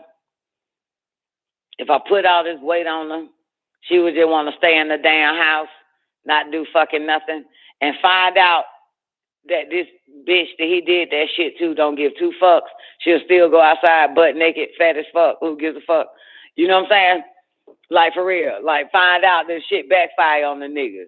You about to wear that? You bitch, I made you fat, gave you 50 rolls and shit, and you still gonna wear that? Damn right, motherfucker. Damn right. See, there's two types of people on the planet, man. One wants you looking like that so you can hide. And you know what I'm saying? And find out later that damn bitch, you don't have shit. You don't have ass. You don't have back. That's how my daughter is. No matter how fat that bitch get, she gonna be butt naked. She gonna be butt naked. Nigga, you lose. If you try to get me fat and hide and put on big ass goddamn clothes, you got me fucked up. That's Tierra right there. No matter how fat that bitch get with a nigga, she's still gonna be butt ass naked in the grocery store. Like, but you get me fat, motherfucker. I don't even want to go to the grocery store. You know what I'm saying? Shit, I'm gonna sit your ass. You got me, nigga. I'm gonna sit my big fat ass in the house and hide. The house gonna hide me till I figure out a way to goddamn get my shit together, motherfucker. You win, I lose. I will not be wearing Daisy Dukes. I will not be showing titties and arms and backs and legs. Now that you done may turn me into an obese black bitch. I'ma hide that shit. Hide it. But Storm, hey, shit, it don't matter, man. Goddamn, it don't matter. You feel me? They gonna show it. They gonna show it no matter how fucked up they are in other people's eyes, how big they got. You know what I'm saying? They gonna still walk. They gonna still go to the beach. I don't even go to the beach. I seen big ass hoes at the goddamn beach, man, with a goddamn bikini on and shit, man. I can't even do that shit. You feel me? I'm going to the beach, goddamn, with a jacket, some jeans, big ass shirt, and I ain't taking none of that shit off either, man. I am so self-conscious, man. I'm so self-conscious. I ain't showing shit, motherfucker. I ain't showing nothing, motherfucker. Get in the water with a big ass t-shirt on and some jogging pants. You got me fucked up. I'm fully fucking dressed, motherfucker. Shit, I want to get right first. You know what I'm talking about? I want everything goddamn got to be like because people gonna look. You know what I'm saying? When I want a motherfucker look, I want a motherfucker to look. You feel me? I want a motherfucker to look, goddamn. I want a motherfucker to be like, damn, I'm next in line. Goddamn shit. But yeah, goddamn Lizzo, man. She remind me of my daughter. You know what I'm saying? Remind me of my daughter. It's so interesting, though, that skinny bitches, you know what I'm saying, they can get away with that shit. Not all, but, you know, smaller frame chicks, they can get away with shit. You know what I'm saying? But you big bitches, just like me, you know what I'm saying? Somebody gonna have to pull you to the side and say, look here, baby, you ain't got it like that to be wearing shit like that yet. You know what I'm saying? You ain't got it like that. But they don't give a fuck. You know what I'm saying? They okay with their bodies. I ain't never okay with my body, man. I always got a problem with my fucking body. You hear me? I ain't never okay with that shit. Never. I ain't gonna ever be okay with my body. You know what I'm talking about? Never. Ever. I always goddamn look at it and be depressed. Fuck that. Fuck that and put on the show. Fuck that. I can't wear these goddamn shorts, so let me put on some I didn't say goddamn shit about jeans. it. It ain't time yet. It ain't time yet. I'm still not. Come on, Lizzo. So I just feel like people are very hypocritical. And you know what? Hurt people hurt people. They probably have a whole bunch of people disrespecting what they wear or talking shit about what they wear all the time. So now they want to talk shit about what people wear how people live. And that's why I'm like, we need to stop the train. I'm not here to criticize people, even if it's against the way that I think. Because like, it just creates someone criticizing me because it's against the way that they think. And then I'm criticizing them because it's against the way that I think. And it just never ends.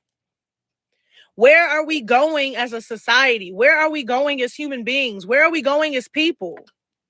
If we can't have the simple decency to allow somebody to exist without.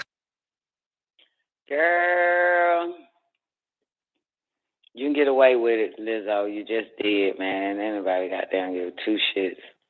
For real. My daughter do it all the time, baby, and I still got a problem with that shit. And I think it's because we not as bold, you know. That's all this shit is. We just not bold. And people that are not bold gonna be like, what the fuck? How the fuck you pull that shit out? How the fuck you just gonna go out there looking like a goddamn butt naked whale? You know what I'm saying? Ain't that right, boss lady? Like, you know what I'm saying? Like, how the fuck you do that shit? God damn, there ain't nowhere in hell I can do that shit. Ain't nowhere in hell. God damn.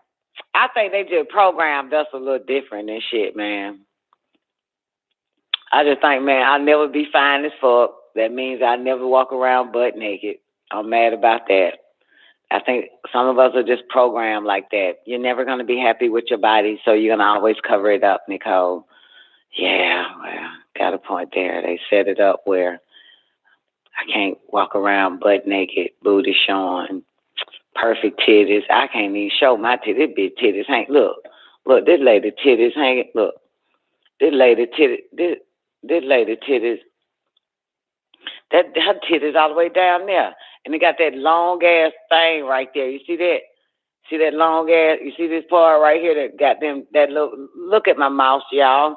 You see that shit there? I ain't even comfortable with no shit like that on my around my titties. Look like a. What the fuck? Look like a I don't fucking know what the fuck letter this is, but I can't even show that shit.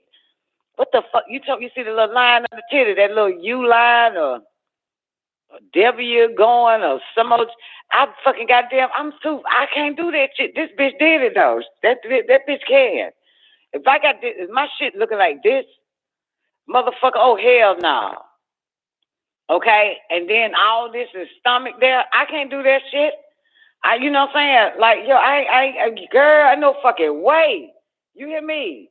I no goddamn way. But this bitch bold, honey. My daughter got titties like this, and she goddamn don't give a fuck. She show that goddamn this old long ass hump line in the center of a goddamn lungs and shit.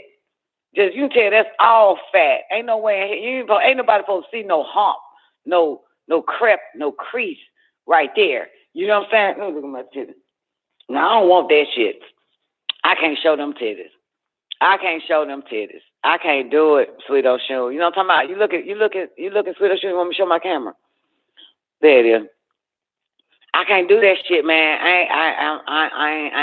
They won't let me, man. I'm not programmed. To be like that. I fuck with a shirt on. You feel me? I fuck with a shirt on. Ain't no way in hell. I can't fuck naked. I gotta fuck with a shirt on. You know what I'm saying? I gotta fuck with a shirt on, shawty, man. I gotta hide all this shit. Fuck with a shirt on, man, and some shorts. I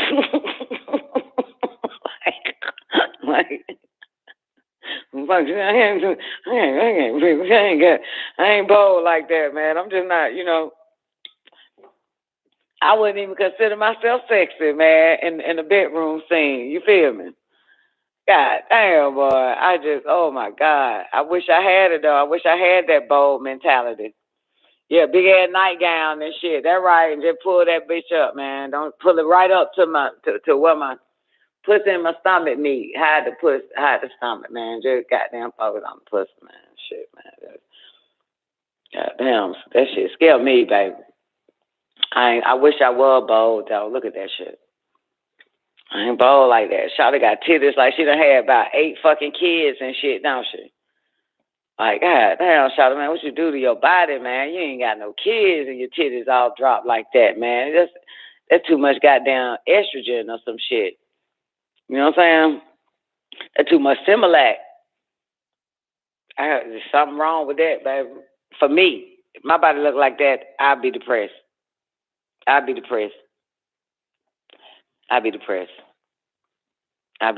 I want to go naked, but I want to be fine as fuck. No dents. No, whatever this is right there. I don't know what we call this part right here. Little fat meat right there, dropping the titty. And look at this little motherfucker right here, though. Look at this line. This bitch got a fat line right there. Like that little fat, you see, look at my mouth, where my mouth says, see that little fat line? Man, I lose my goddamn mind. I'd be like, where the fuck this fat line come from? God damn, I got to work on this shit too. Look at this motherfucker. Who the fuck got a fat line right there? The fuck, like, yo, I would lose it. Telling you I would lose it. And I always look at the back of my legs and shit, man. See that little line? See all them goddamn, man, look like my grandmama legs, man. Look fat, ain't cared for herself. It's just, oh my goodness. No way I could live like that. You know what I'm saying? I be looking at myself, man, depressed. Like, girl, you gotta do something about this shit. They done took a picture of her backside. Look at this. Where the fuck this line come from? She got a lot of work to do. Talking about she goddamn vegan and exercise and trying to meditate. Talking about she goes to the gym. Girl, you don't show your body yet then until you've been to the gym every day for 750 damn days. Then go butt naked. That's how I do it. You know what I'm saying? Talking about she a fucking vegan. She eat raw. She on goddamn Jamaican sea mouse and shit. You got the wrong trainer, baby. You need curves. You need capri curves. You get to keep your curves and lose all this back fat and whatever the fuck this shit is. This shit here. But she'll be fine as fuck. She pretty as all know what. She pretty as all outdoors. You feel me? She's beautiful. She's beautiful. Look how she got her hair, man. Looking like a big fat.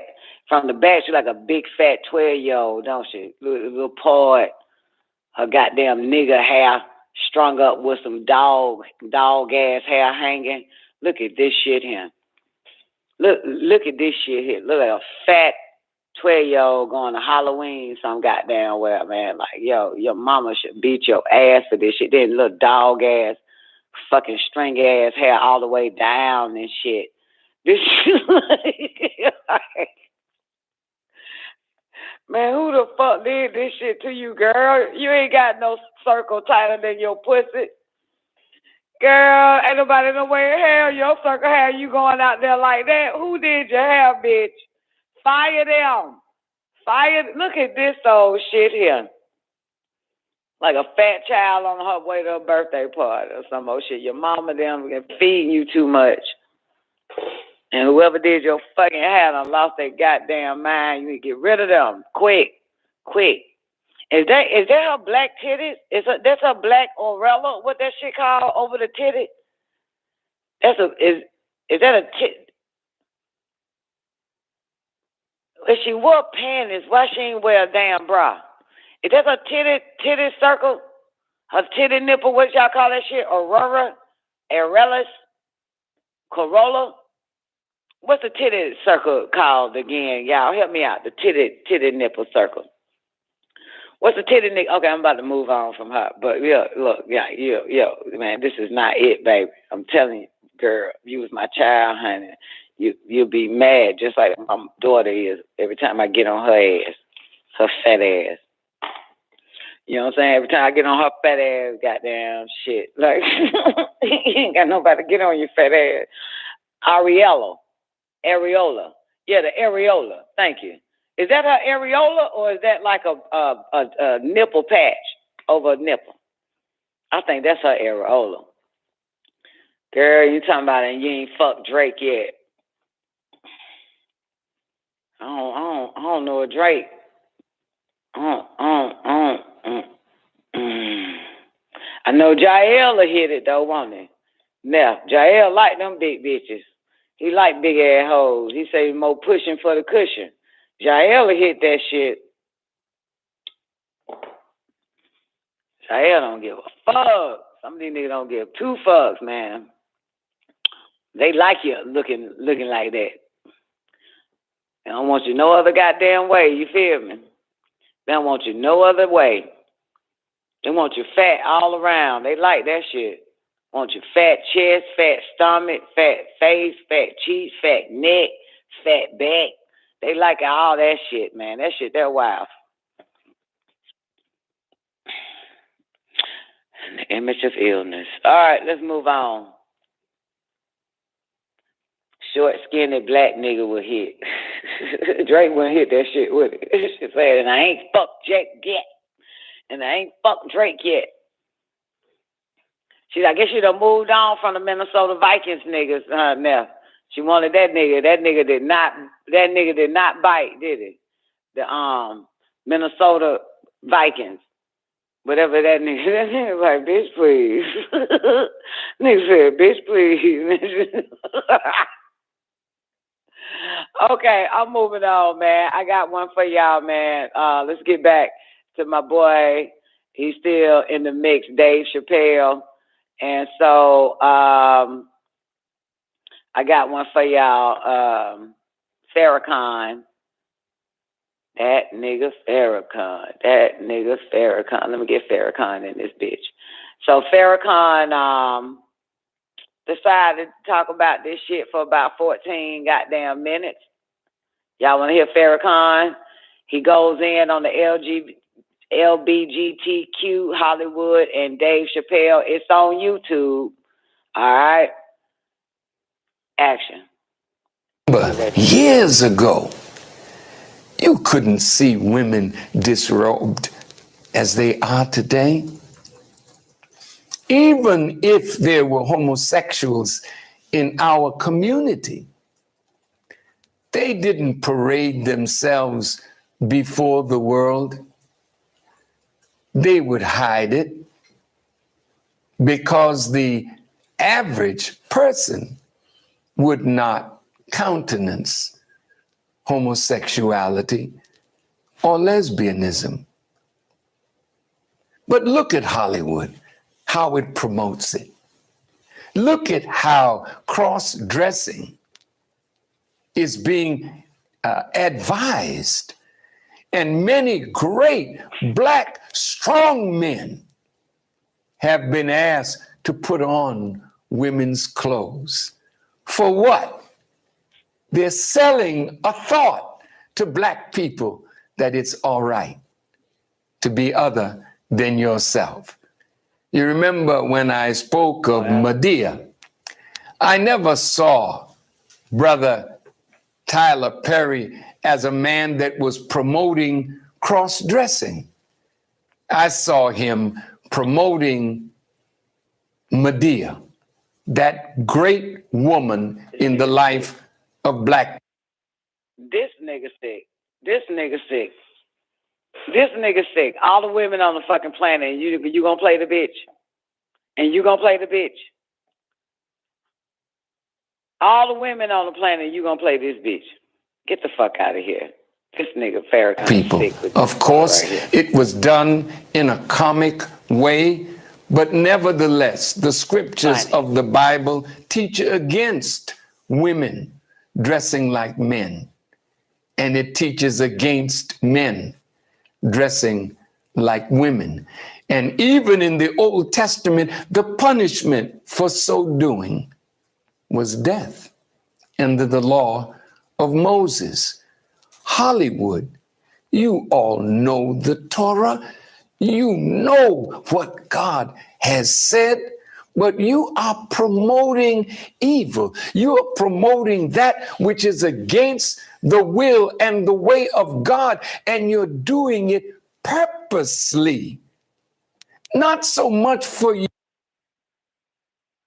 Look, man, this God shit got to fucking go. You cannot win an argument using God. I just want to tell you that.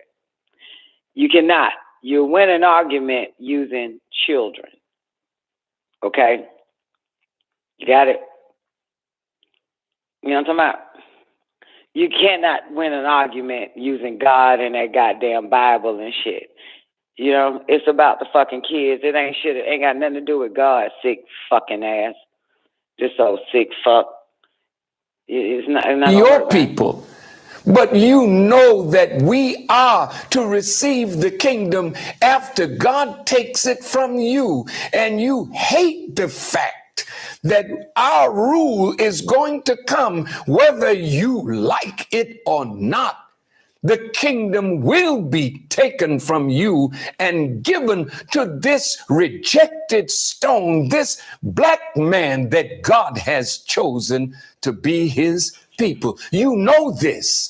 So you want to feed us all the filth that we can eat, all the debauchery that we can stand. So you are now bringing the privacy of sex into public view in your movies, in your magazines, in your newspapers. It's all about sex, titillating the people of America, particularly our young people, to get involved in the kind of behavior that they can see on internet. They can see it in the movies, and it's very difficult for parents even to close their children off from the filth that is abounding in the society, even down to cartoons. You are promoting that which is against the will and commandments of God. You're promoting lying. You're promoting stealing. You're promoting cross-dressing. You're promoting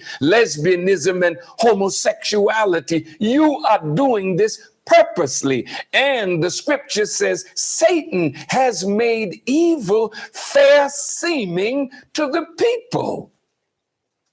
So we are so confused today. We think it's all right because the scripture says God is love. And I'm in love, and love has to be right because love is of God. See how you have deceived yourself. And now you will be angry with me and say, oh, Farrakhan, you're homophobic. You hate gay people and lesbians. That's false. I'm in love with my people.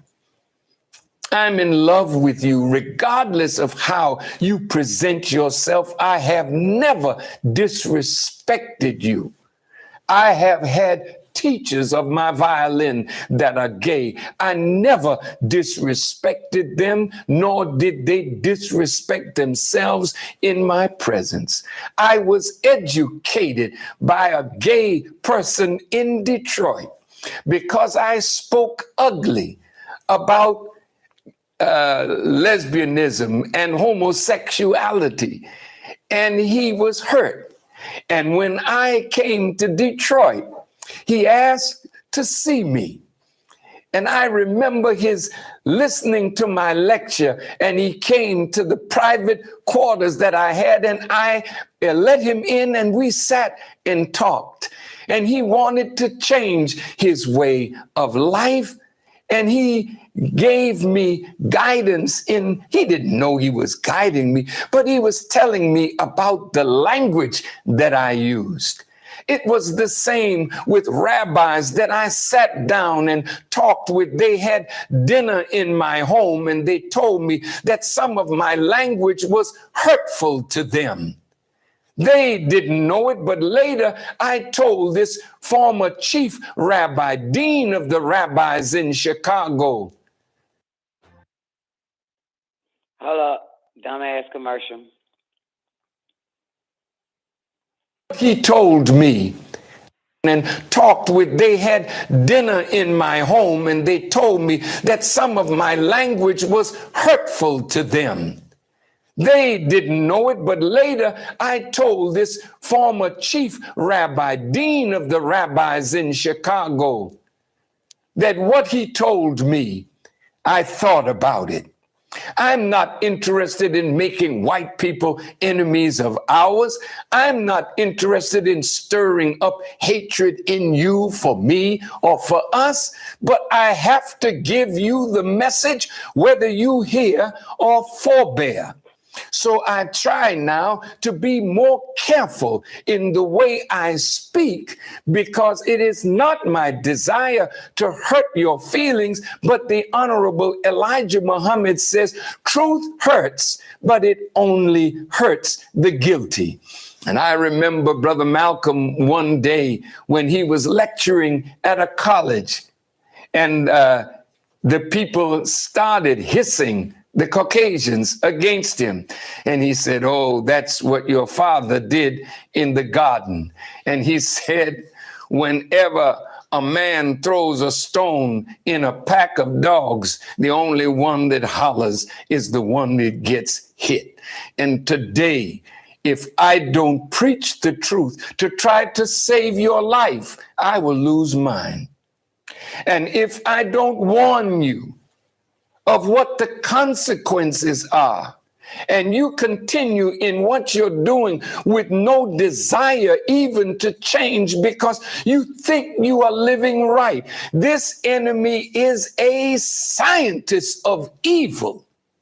He's studying bacteriology and chemistry in such a way that he can change you chemically to think you are what you are not. He's a wise Satan. That's who you're dealing with. You're not dealing with just common wicked man. You're dealing with the Satan, the God of this world. And he's after you, black man. I think you ain't dealing with no just common wicked man. You dealing with Satan, motherfucker. This ain't just no Man and woman wicked to man. take you down with him when he goes. Let me go on with that subject, because the strong black men are being asked by Hollywood to put on dresses. Strong black men are offered lots of money. I won't name the person, but the manager of a certain strong black man came to me and begged me, please talk to the one that I'm managing, for they have offered him $15 million to cross-dress, to dress like a woman in a movie, and I don't want him to do that. Could you talk with him? But the scripture says, money answereth all things. And so $15 million, a man will put on a dress in a heartbeat. Well, white people put on dresses too, but they're not after their own. They're after you. You remember Dave Chappelle? How he said that he was in his dressing room, and when he took a break and went back in his dressing room, there was a dress on the door, and he thought he was in the wrong place. And then a man came in and said, oh, we got a real funny scene. And it's around this dress. Dave, put on the dress. Dave said, I'm not putting on the dress. That man went out, and then a higher ranking person came and told Dave, oh, Dave, it's just a short scene, but it is hilarious, and it will go over big in the audience. And Dave then said, I'm sorry, I don't want to put on a dress. Then the producer himself came and said, Dave, I mean, it's really a funny scene. Come on, Dave. And he said, I'm sorry, I can't put on that dress.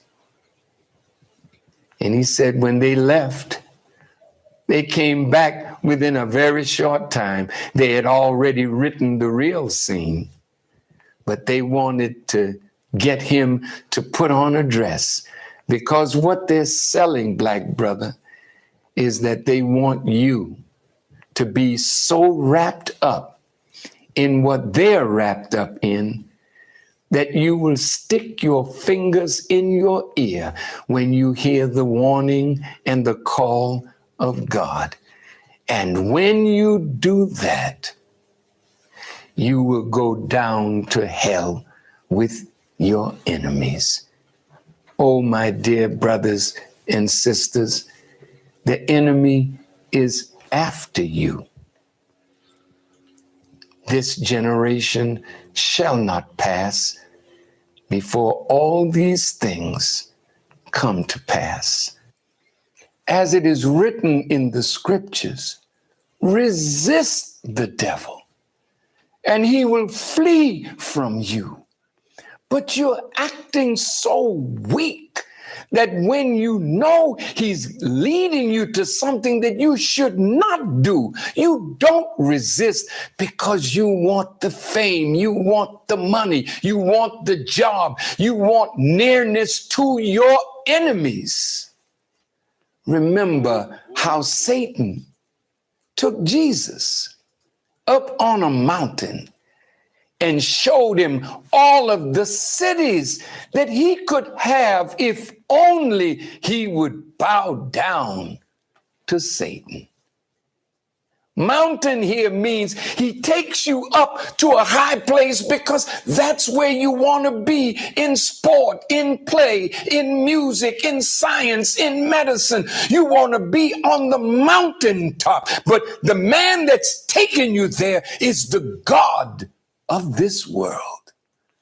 And as he said to Jesus, if you would bow down and worship me, you can have all of this. But Jesus had the strength to say to Satan, get thee behind me, Satan. And that is where Satan belongs. He doesn't belong in front of you, leading you. You need to put him not only behind you, but put him out of the equation altogether. God is present today. And if you really want to go up in strength and power and wealth and righteousness, remember, Satan only promises you to deceive you. Man, what the heck is that? Is your life trash? Are you tired of the job and you know your life is trash? I'm trying to reverse your life with digital real estate. I did a free masterclass. You saw the testimonials. You read the testimonials. Why not get into the free mini course? A lot of y'all been asking me, what is digital real estate? I don't understand the concept of digital real estate. So I put together a comprehensive mini class for you to get access to for $0. All you got to do is text 214-88. You got his little commercial at the end of that shit. Good job, Farrakhan.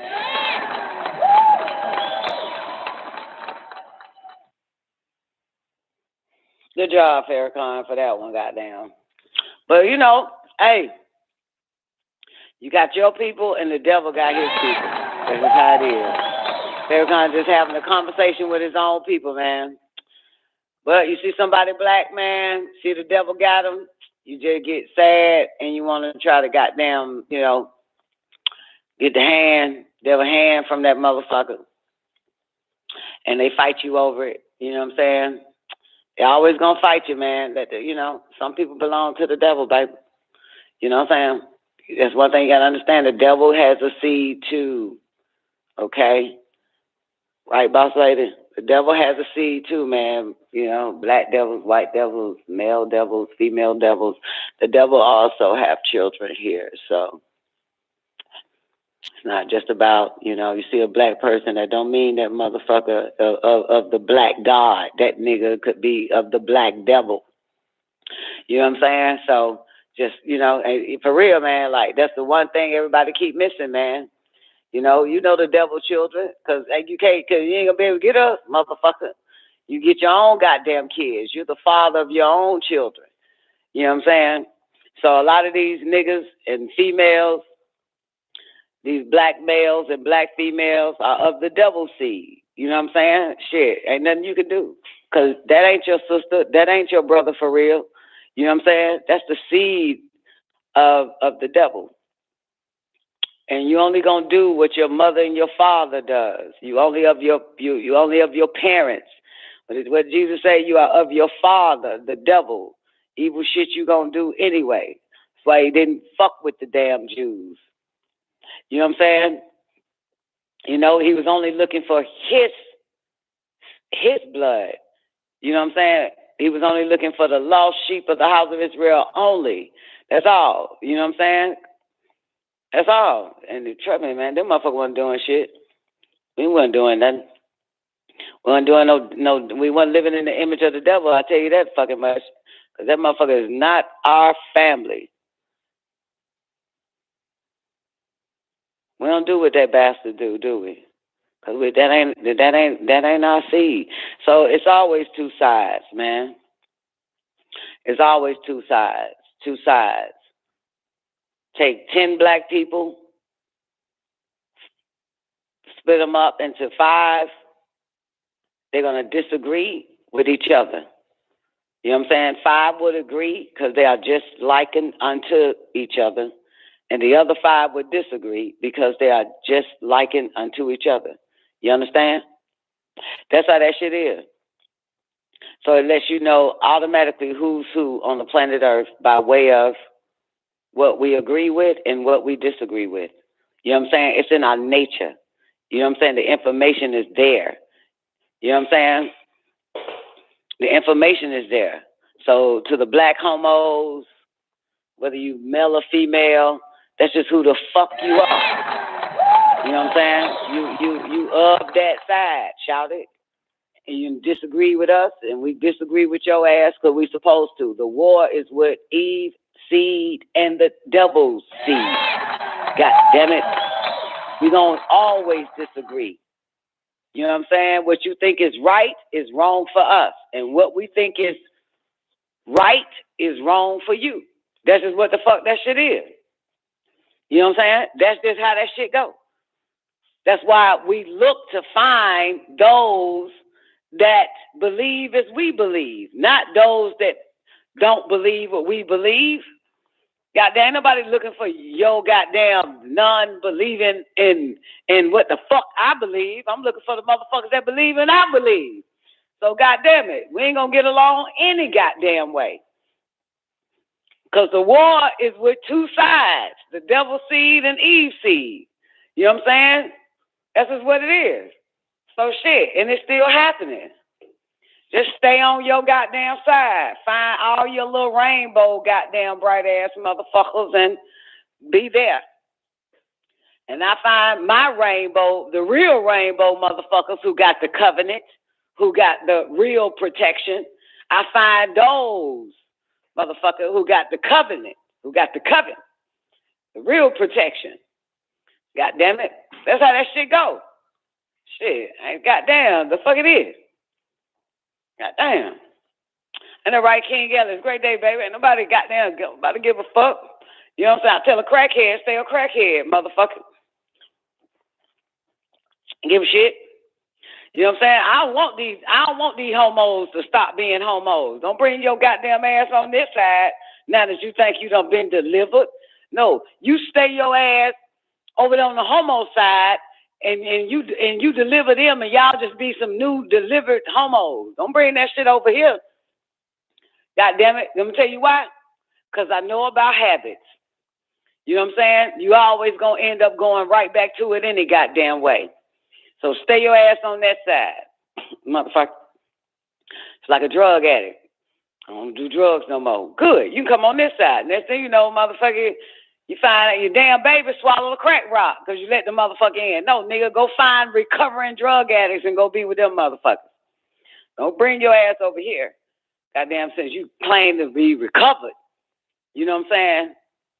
Claim to be recovered. No, you go find other recovering fucking drug addicts, motherfucker. Because that shit is going to follow you wherever the fuck you go anyway. So no drug addict. I'm not a drug addict. I don't want even a recovering drug addict nowhere around me. If I was a recovering fat bitch, I'd be around recovering fat bitches. I wouldn't go around skinny hoes because one day I might end up wanting to be a fat bitch again and fuck up some skinny bitches, and now they some fat bitches. They kind of got turned out. So I'll be around some recovering fat bitches who's working every day to stay away from gluttonous, depression, anything that causes, you know what I'm saying, bad habits to a fat bitch. So that way we can keep each other strong. Skinny bitch can't keep me strong. If I'm a recovering fat bitch, she would know. She ain't been through it. So you recovering homos, you go find you some recovering homos. So anytime you feel like getting fucked up the ass and you're around a recovering homo, they can keep you strong and be like, don't do it. Just be strong. I felt the urge last night, but I fought it. You can fight the same urge of getting fucked in the ass. That's how the shit go. You understand what I'm saying? That's how it go. Go be with your recovery. Go find those that is fighting every day not to get fucked in the ass. You know what I'm saying? See how this shit work? So, shit. We got to find those that are recovering or striving to shed bad habits just like enough to us, not the ones who ain't never had bad habits and we figure we can come around them. That shit ain't gonna work. How the fuck you can help me and you ain't never had the same bad habit I had? And that right, she died. You can't help me. I can make your life worse. You know what I'm saying? Because we can't relate. We can't relate.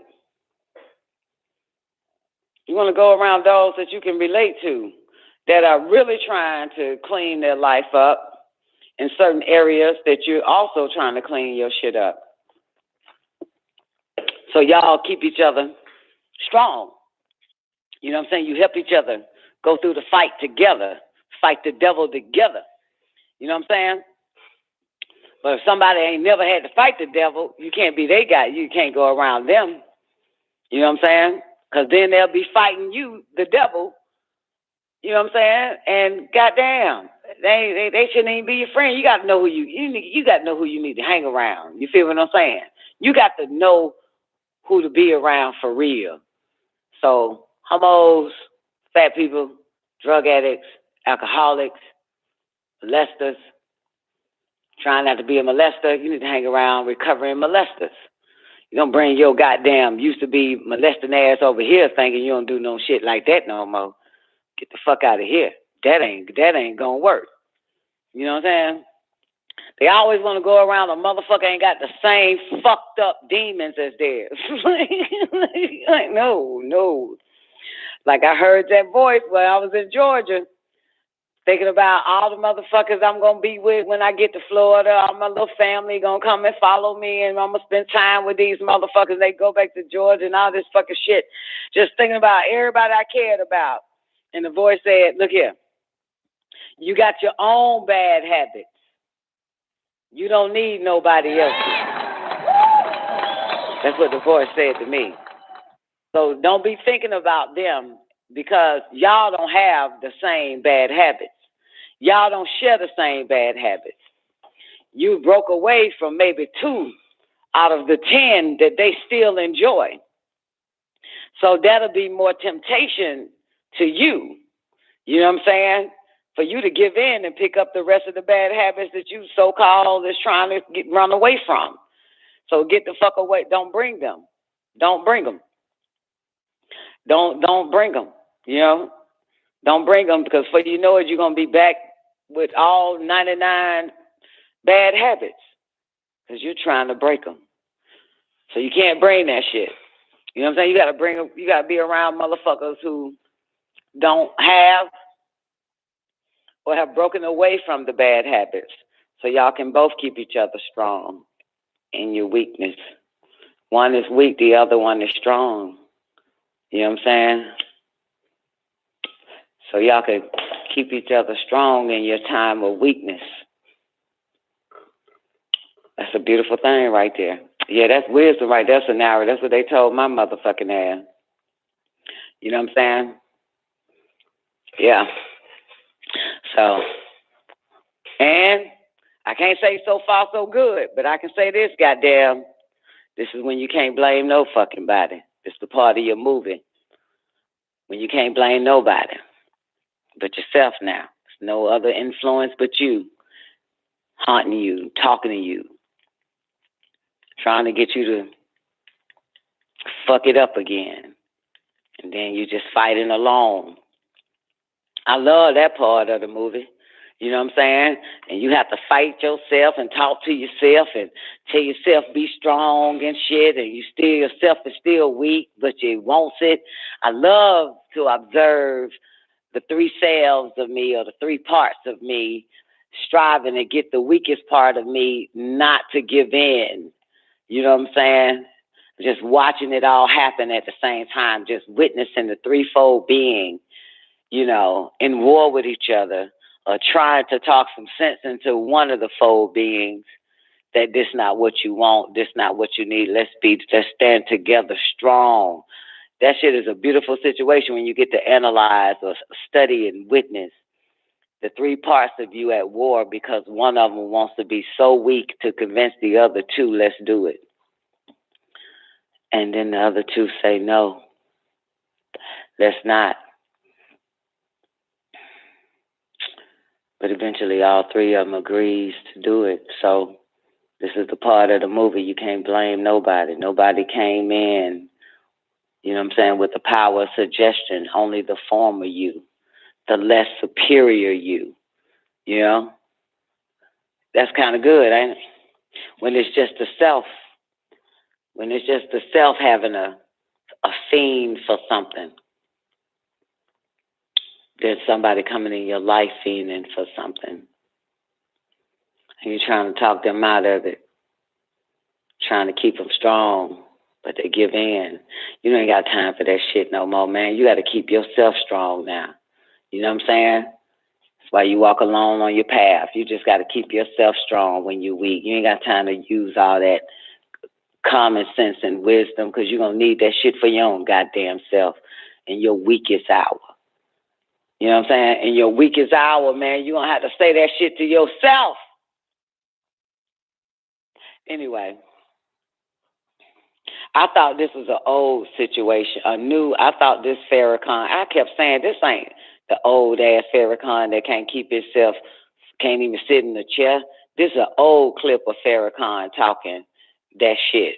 You know what I'm saying? This is an old clip because Farrakhan can't talk now.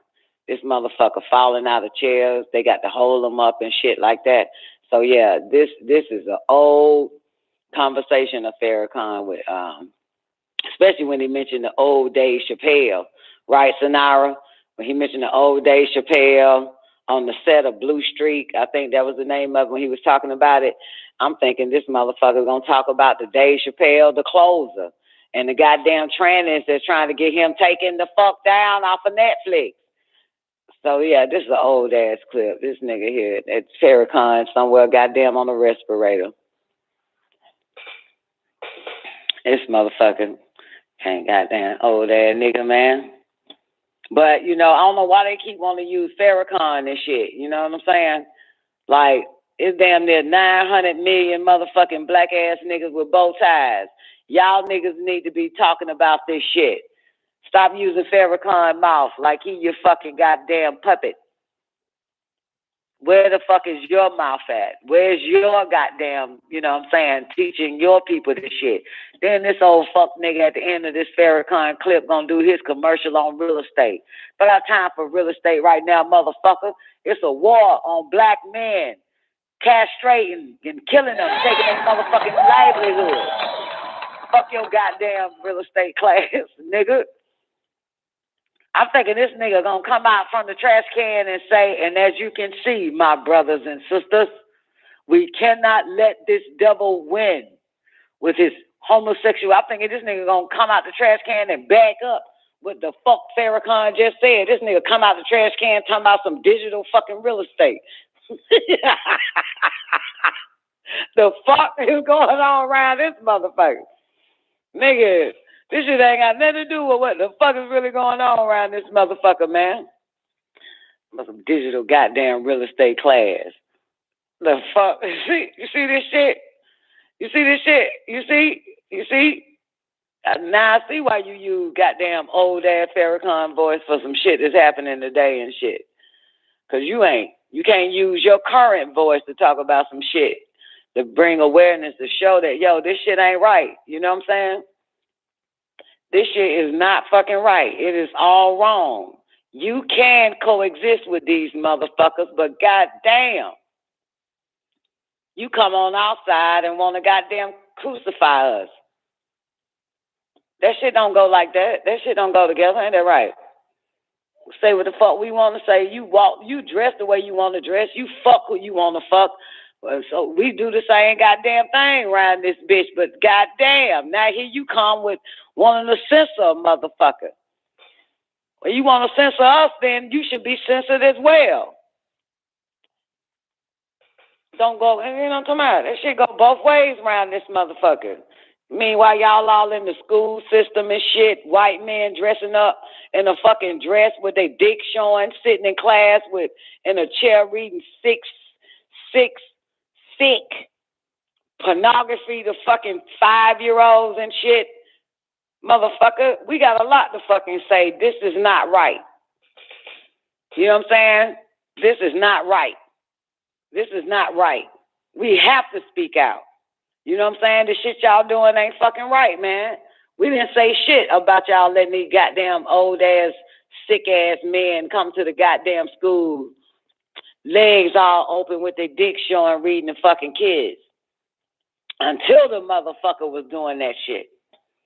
Till y'all were doing that shit. And then what you were reading to the fucking children. And the interesting thing about it, though, it wasn't even my motherfucking child. It's your white ass kids this sick ass motherfucker was reading to with a dick out. And then come to find out the motherfucker get raided and it's all child pornography all on this same ass storybook tranny ass bastard got child pornography, butt naked kids all on this motherfucking computer. Ain't no way in hell I'm gonna be silent about the LGBTQ ass motherfuckers. Look what you're doing. Look how fucked up and defiled and sick y'all are. And you think a motherfucker ain't supposed to say shit about that? Let you just run rampant around this motherfucker? Ain't no way in hell we gonna be silent about that shit. Like, goddamn it, anti my ass motherfucker. You that anti-phobia shit all goddamn day. You're wrong, you're wrong. You're sick, you're fucking sick. God damn it. You feel me? Doctors is anti-sickness. So their mission is to make you better. Got it? Teachers is anti-ignorance or anti-dumbness. And their mission is to make you better, smarter. You feel me? So anything that's anti is supposed to correct that which it is not. You understand? That's all it is. That's all anti is. My child is stupid. It needs a teacher. Teacher, can you make this motherfucker smart? Teacher don't say you anti-ignorance. You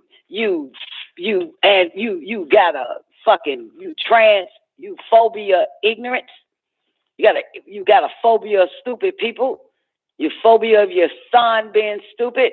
No, the teacher says I will do my best and privately tutor this motherfucker, help this motherfucker get smart as fuck. Okay? They got a thing about black people. This word popped up in the black community called financial illiteracy. Right? Now, that nigga said, are you anti-illiterate motherfuckers? Do you have a phobia for illiterate motherfuckers? Now, Nan nigga said that whoever coined the term that in the black community they are financial illiterate.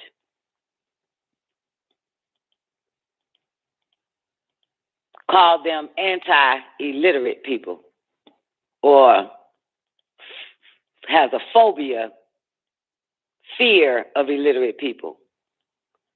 So the black people embraced them and said, well, help us to become financial literate.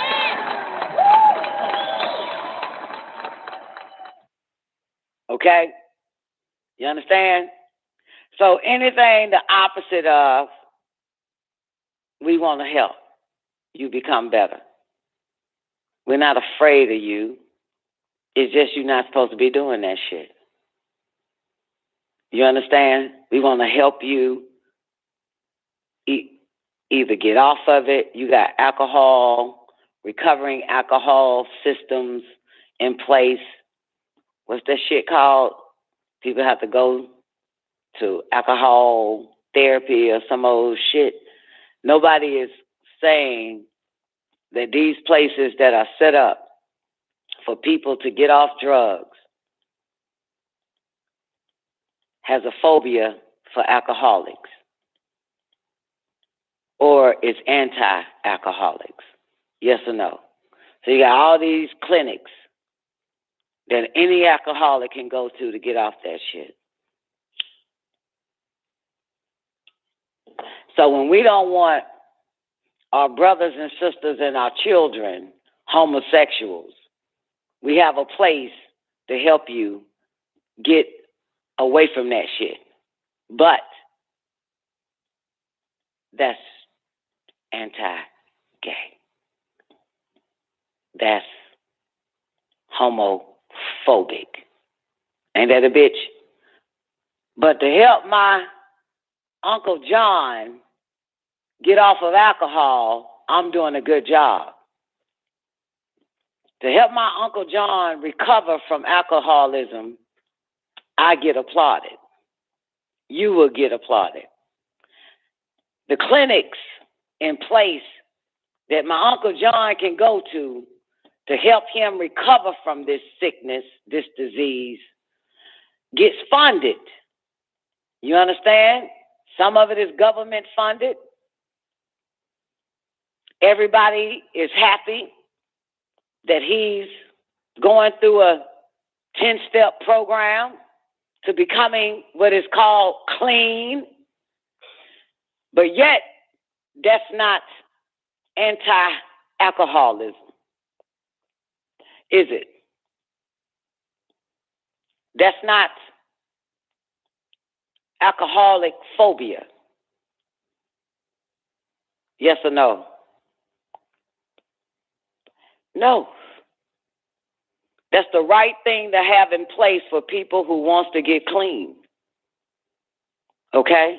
And if we talk about how alcohol destroys the body and inform people that it's not a good thing, you're not even considered an anti-alcoholic for trying to prevent others from becoming an alcoholic. You get applauded for your deed of striving to educate those that are not on it to never become an alcoholic. But when it comes to this LGBT ass shit, when it comes to sex, you become the bad guy. You understand? When you don't want people participating in that, right? Doing the same thing where you don't want motherfuckers turned out to alcohol. You don't want people to be turned out to homosexuality either. Now you're anti-homo. Now you're transphobia. You're homophobic and shit. Ain't that something?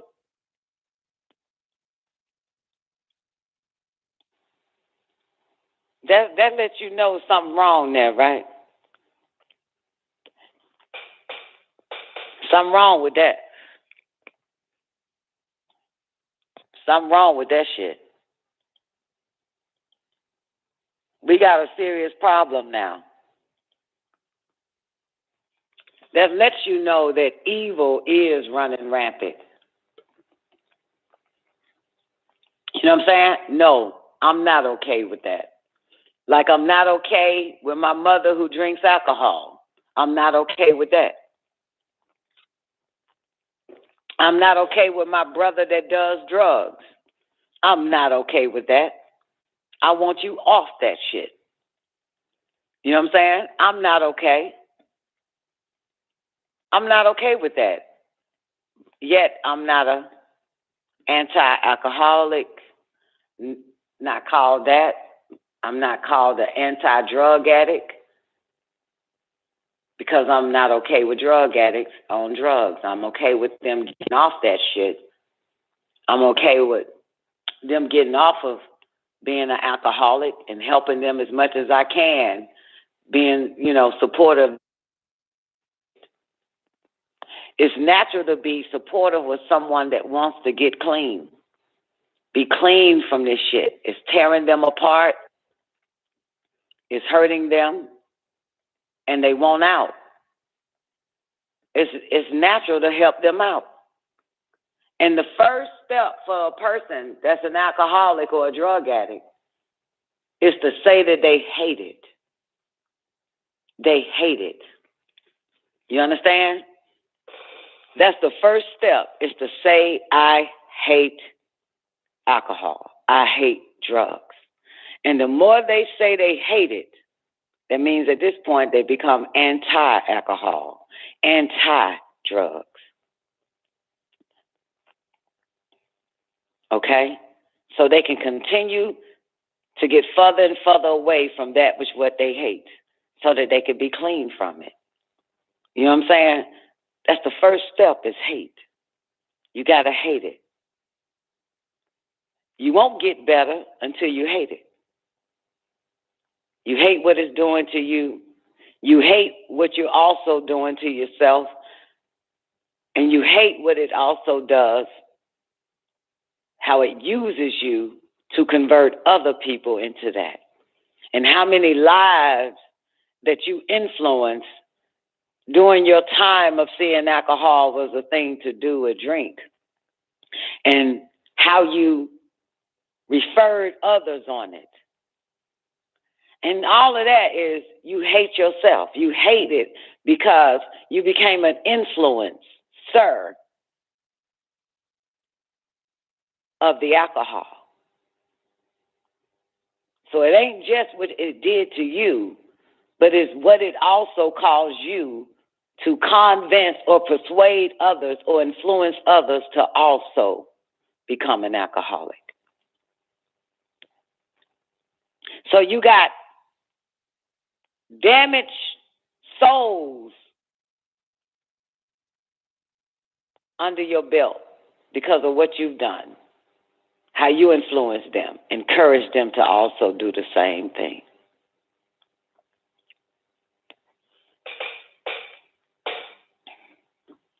But now you want to stop doing it. But you also have to go to those that you influence and show them how to get out of that shit too. But you're not an anti-alcoholic. You're not a alcoholic phobic. That's amazing. But when it comes to this sick, diabolical, gay manifesto, they want you to shut the fuck up. And if you start talking, you're anti it and you're phobic of it.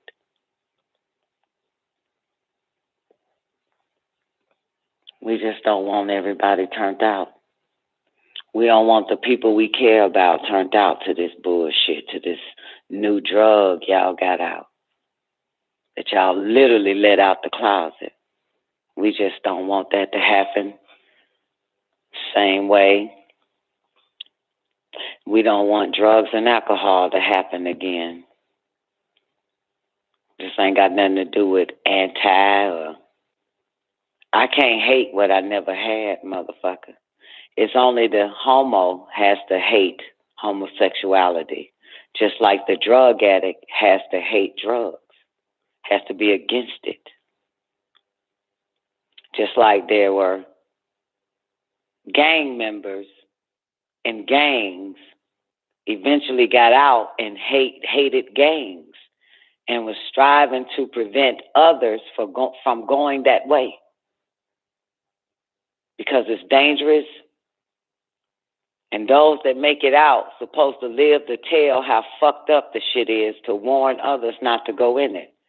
But there's not a gang member right now that yells you're anti-gang because you're trying to tell motherfuckers don't join the Crips and the Bloods. You have a fear of gangs. You're gang phobia. But when it comes to this shit here, this goddamn sick shit here, they got an anti this and a phobia that and a turf this and that and a turf that. They got all that shit for your ass. You know what I'm saying?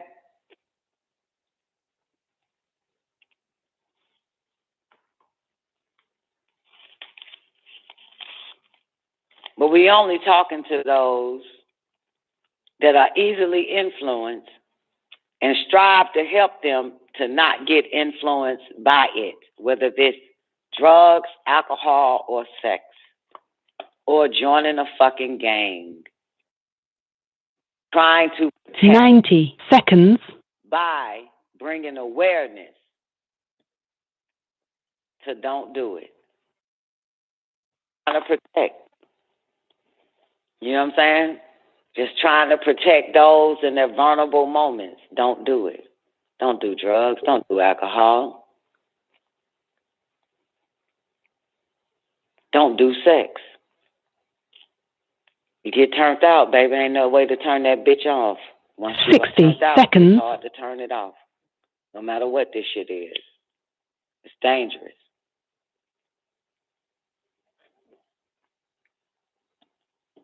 It's dangerous. But yeah.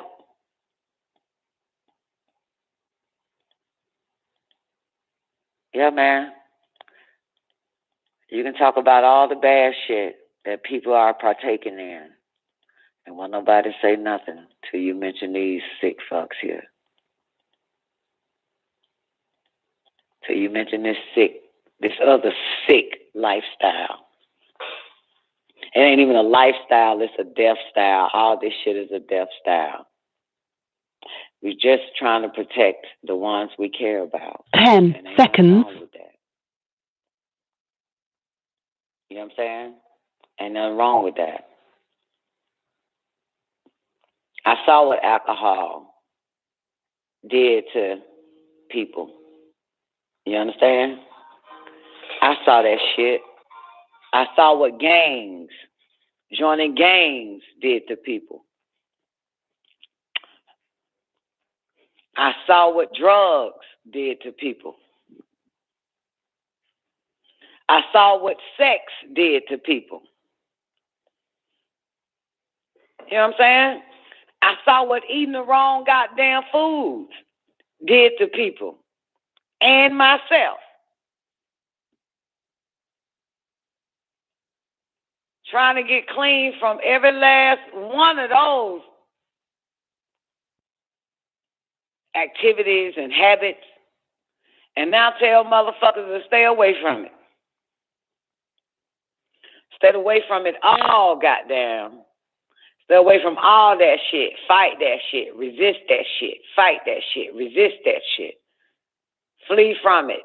Run. Run.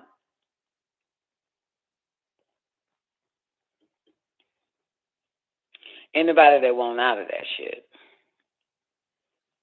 That's your right to help everybody, man.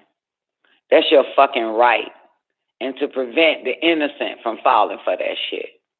Because it's a fad, it's a trend, it's psychology, it's power of suggestion, like commercials, using power of suggestions, adversaries, adverse forces, advertising. Everything that's against you, they advertise it to make it for you. And the young don't know it. Those that are older than the young don't know it. And those that are older than the older than the young don't know that shit. But some of us do. Some young motherfuckers in this age group know that this shit is wrong. Then you got some in our age group know that this shit is wrong, and some in our age group older than us knows that this shit is wrong.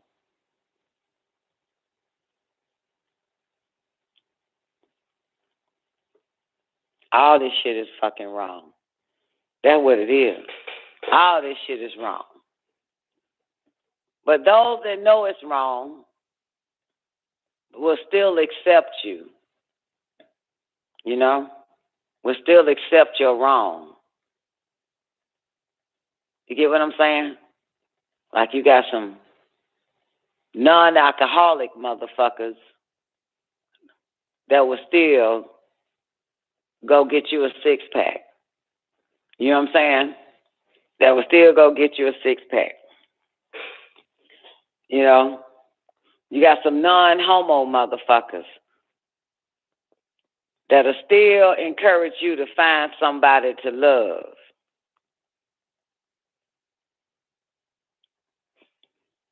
You know? You got some drug addicts. And you still go give them $20, make sure they get some drugs. You know they gonna spend it on drugs. But we accept these motherfuckers. And they accept us. You know what I'm saying? My crackhead mama cousin says a long time ago one day, she said that I was the only motherfucker that accepted her, even through her drug use. I accepted her. I didn't shun her. You know what I'm saying? But I knew eventually, it's common sense that she'll be fighting and get the fuck off that shit, even if she slips and get back on it for 2 weeks and get off of it, for 30 days and get back on it, for 6 weeks and get off of it, for 3 days. I already know how this shit go. I already know how this shit go. I know how it goes. I ain't finna shit on you. I ain't even finna convince you to not to be a homo. I ain't never been a homo, so I can't convince you not to be one. I can't convince you not to be an alcoholic. I ain't never been an alcoholic. But I'll be there. You understand? I'll be there. I'll be there, and I won't say a goddamn thing about it. I'll be there, and I'll watch you drink. But I can't say nothing until you have the intellect to hate what you're doing to yourself and possibly what you could be doing to others. You have to have the intellect for that. And if you never get the intellect, if you never get the intelligence, I'll just still watch you drink. I'll still watch you be gay. I'll still watch you do drugs.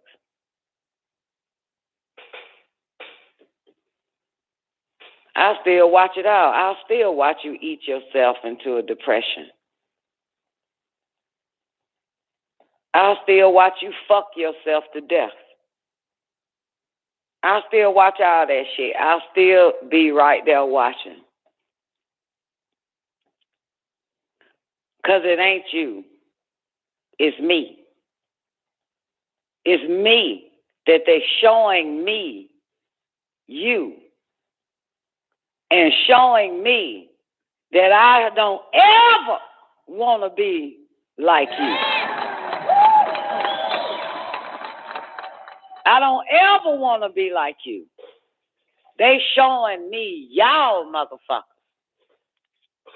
They showing me, bitch, you need to have some appreciation around here. You need to be thanking us that we ain't got you living like them motherfuckers. You better be thanking us, because yes, you done had alcohol, but you're not them motherfuckers. Yes, you've had drugs, but you ain't like them motherfuckers. Yes, you've had sex, but you ain't like them motherfuckers. Okay? You ain't get so addicted that now you're fucking bitches and goddamn kids. We need you to give thanks and praise that you ain't let that shit take over your body. You didn't let that shit take over your mind. You didn't let none of that shit take over your spirit so you can defile others with it.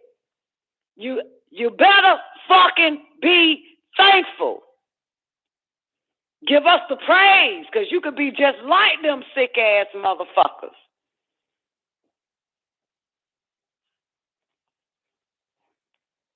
We kept you.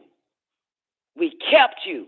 Even though you indulged in all the goddamn sick fucking abominations. You drank from it, but you didn't get drunk.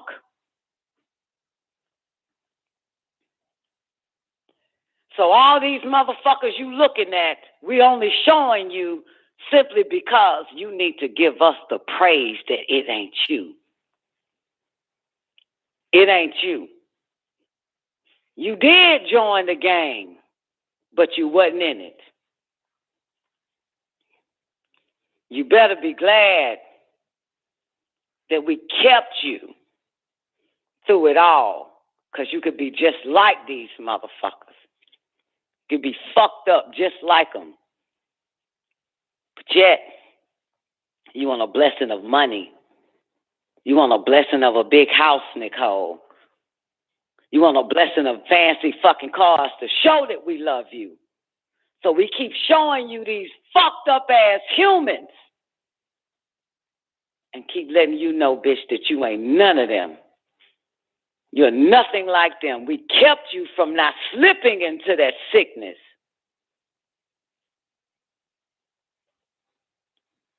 That show you that we love you. Because you'll be just like they ass. A walking disease, a walking death. An infectious, infecting every goddamn body. Once you infect it, you infect everybody. And we just let you have a taste. But kept your ass uninfected. Kept your ass immune to alcohol, immune to drugs, immune to sex.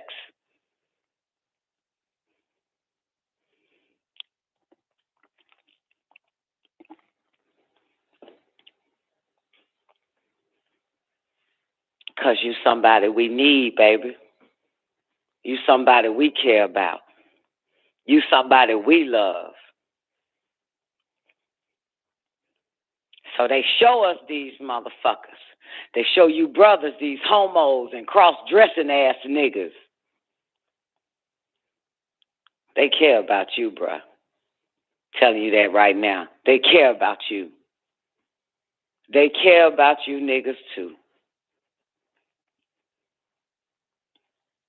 For real. It is the fucking truth, man. Because the reality of it is, I'm thinking homosexuality, lesbianism is some little girl shit, some little boy shit. Till I found out that Clyde Davis, 80-something years old, fucking in the ass at 80. So that shit hit all fucking ages. You hear me? And here we are now, in our 40s. Why it ain't got us? Why we ain't drugged out, sexed out, alcoholed out? Come on now. Why we ain't doing that shit? Why I ain't eating pussy at 45 years old? Why I'm not playing with little boys trying to have sex with them? Why I'm not a pedophile? Sex couldn't get me. Think about it. It's motherfuckers our age fucking kids right now. Turned out to it. Motherfuckers twice our age fucking kids right now. Motherfuckers our age right now ain't in his right mind, his or her right mind, drinking right the fuck now. Being intoxicated the moment they wake the fuck up. These are motherfuckers our age. Why it ain't us? Because they fucking love us. They care about us. This shit didn't take us, y'all. None of this shit, it didn't take us.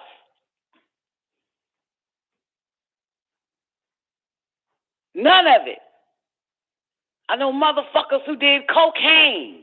My son did cocaine at 16 years old. It's motherfuckers strung out on cocaine our age right now. It's motherfuckers still doing heroin right now. Kids, people our age, people older than us. This motherfucker did acids. Well, why they ain't got us now, though? Why they ain't got us now? Why we ain't fucked out? Why we still ain't drugged out? Think about this shit. Why we ain't alcohol the fuck out? Because they love us. They go in there and clean our system every time we fuck it up. We are fucking important around this bitch. Because that could be us, y'all. And that's the truth.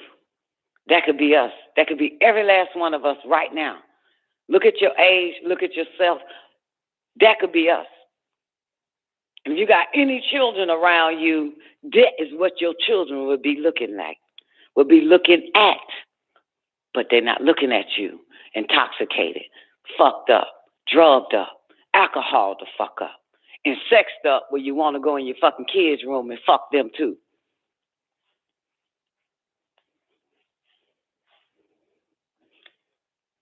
We're not them. They love us. They love us, nigga. They love us. They care about us. Every last one of us here, they fucking care. Because that could be us out there. That could be us in here. You understand? So when they show us these motherfuckers, you hear me? They're not showing us to say, they're not bringing these people in our lives via Facebook or celebrities or LGBT and all of that shit. Technically, nigga, that could have been us. You know what I'm saying? That could have been us. But you can't get us on that sex force. You can't get us on the drug force. You can't get us on alcohol. The devil can't have us because somebody loved us.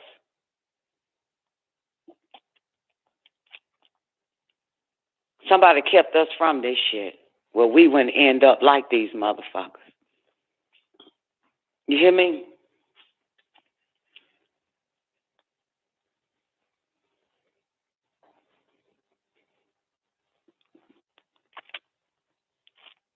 We are the original Alahome. That's why.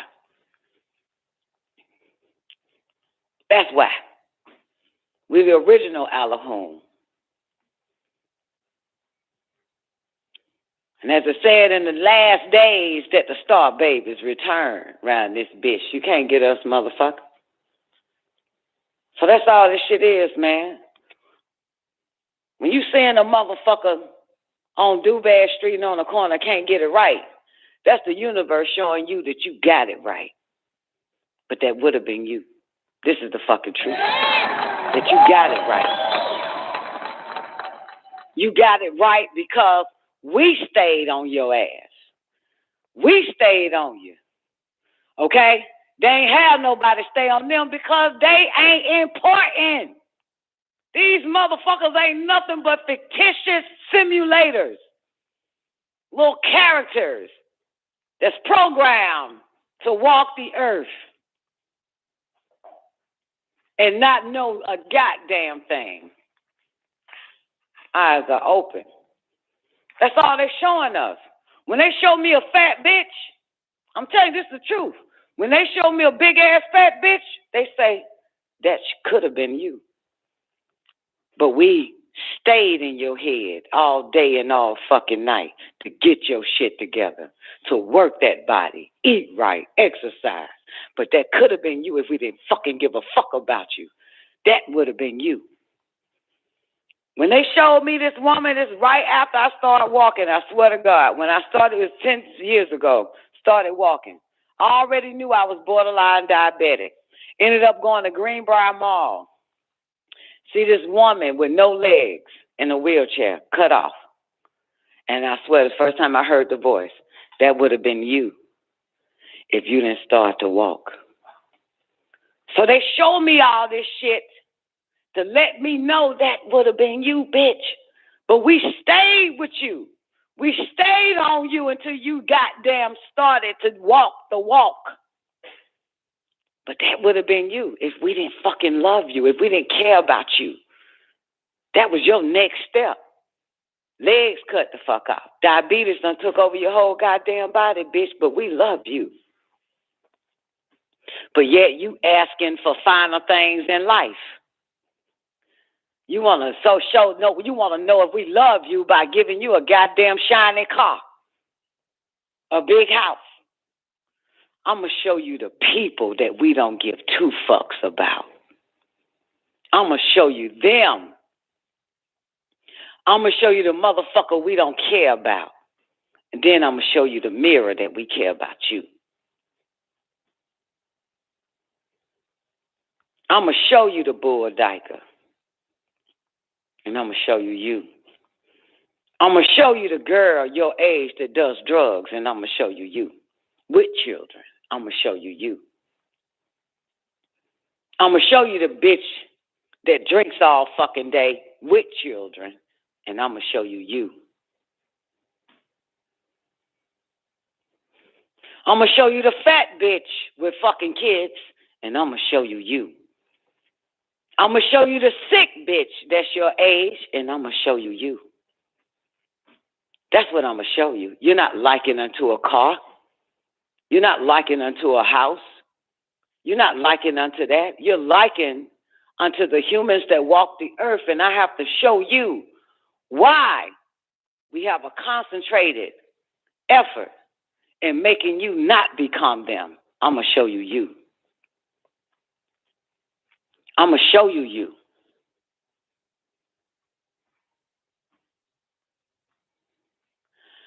That's what they do, y'all. That's what they do. That's what they do. I'm telling you. Because to be honest with you, man, if you look out your window, man, that could have been you today. That could have been you yesterday. That could have been you all your fucking life, motherfucker, but it ain't. But it ain't.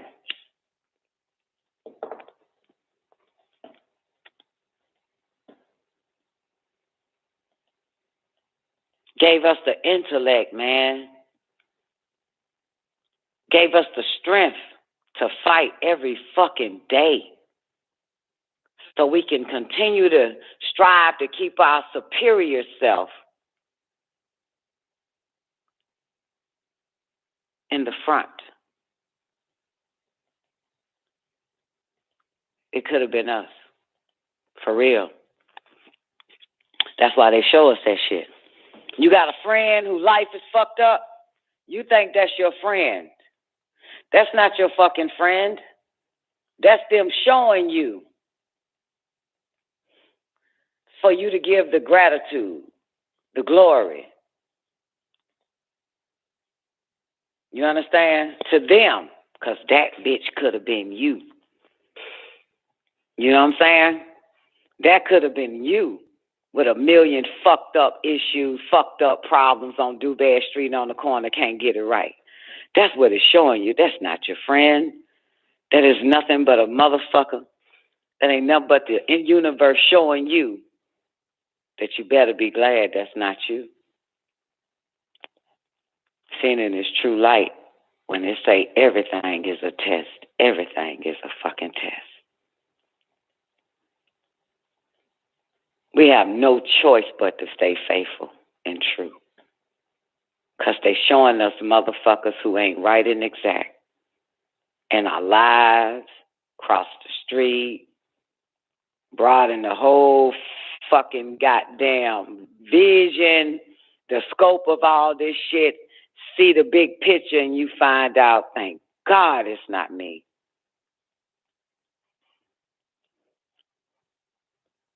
That's what this shit is.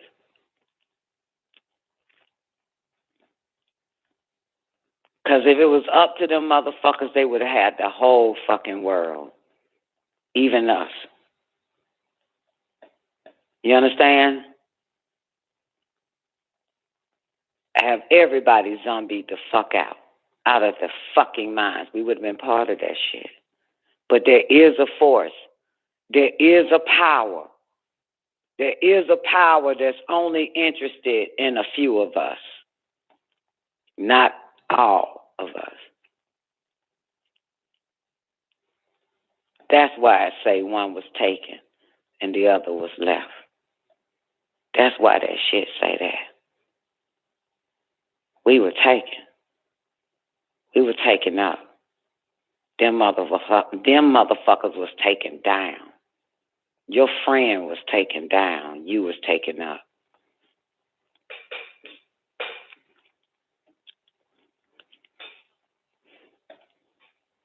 The motherfuckers you know was taken down.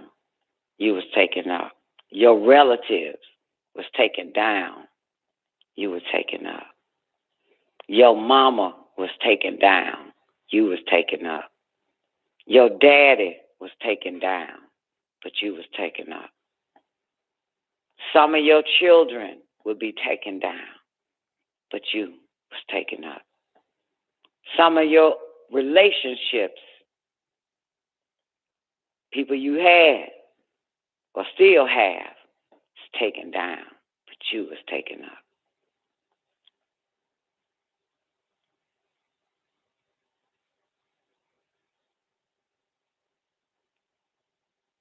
That's what this shit is. Because we could be just like these motherfuckers, man.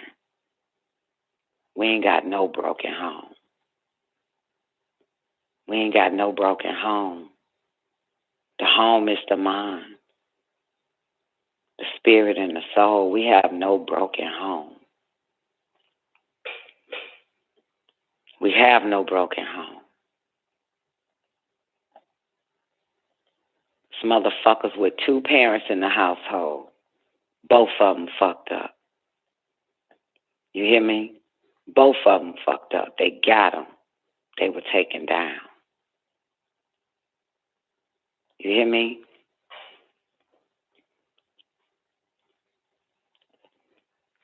And the children, grandchildren, great-grandchildren gonna see that shit.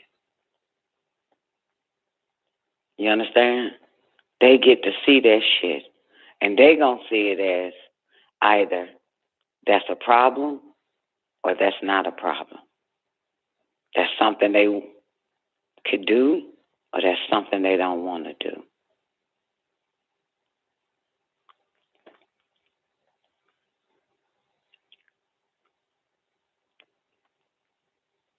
But even if they didn't want to do it, if they're not favored, they still going to be taken down. No matter how hard they try not to be that of their mother and their father ways or grandmother and grandfather ways, whoever image or example they have, they still will be taken down. You hear me? If they ain't favored. But when you favored, man, to be real with you, they don't even leave you in no situation like that. They get you out of that shit. They deliver you from that shit. You hear me? If you favored. If you favored, they'll take that baby out that fucking home. You'll never see their ass again, and they'll be put in a favorable condition for that child. That's what happened to me.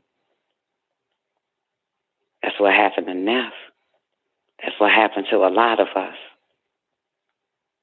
Because we were favored. We were taken out of that shit and shown something better when we were younger. So we have something to reflect back on. Yeah. Because they didn't want us to adapt to that type of bullshit. They was looking out for us even when we was children. You understand? Always sending their helpers in peace to show us this ain't the way. This ain't the truth, the way and the fucking light, and took us out of that shit.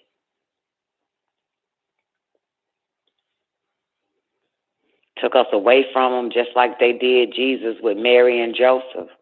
They took that motherfucker away from them.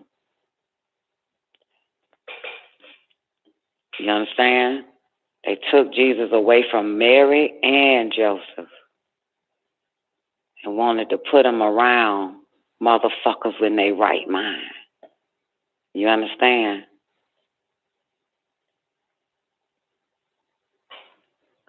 That happened to a lot of us here.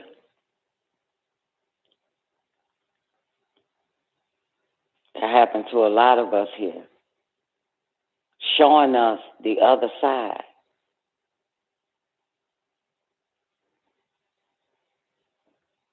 So we know they'll take the child and put it somewhere better if, in fact, that child is favored. If, in fact, that child is favored. So it could be shown something different. And then it is given a decision. You want to be like that or you want to be like that?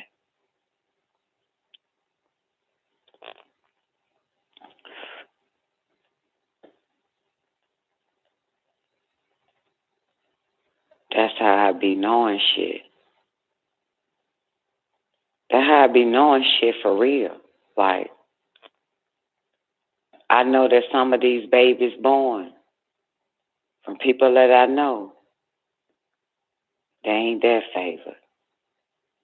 Because I'm going to tell you, if they were that favored, they would have been took them babies out of them families. Them babies got to grow up in that bullshit. They don't have they don't have a heaven to look at and a hell to look at. All they got is a hell to look at and be living in it, growing up in it. So I know them children ain't chosen to do a goddamn thing because they would have been took them now. See what I'm saying? They would have been took them. They would have had 2 homes to go to. You hear me? Just like we did. We had a home that was perfectly balanced, and we had a home that was unbalanced. And we went to both. And the home that was unbalanced is from the woman I came out of.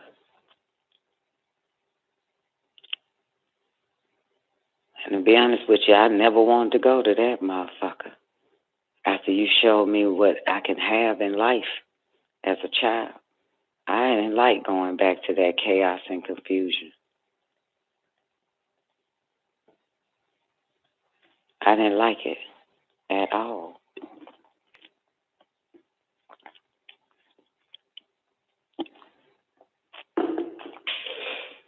I didn't like to see the suffering of these motherfuckers either. You know? I didn't like to see the suffering. You hear me? It placed me in a damn house where a woman got up and sang every goddamn day. You understand? Just her and her daughter. Had to go back home. I've never heard my mother sing when she wake up.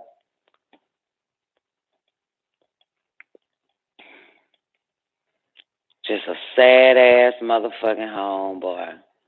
Bitch trying to make it right. Couldn't make it right. That's a motherfucker. But they showed us both.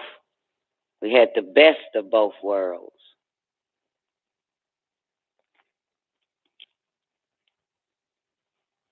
But they took us out. We ain't had to stay in that shit. You know what I'm saying? I seen where they literally send helpers in the hood to seek out those babies that are destined to be great. And they talk to the parents, and next thing you know, that child is traveling all over the fucking world. You hear me? That's the same thing they did to fucking Jesus' mama and daddy, Mary and Joseph. Came to that motherfucker, talked to the parents, and took that motherfucker.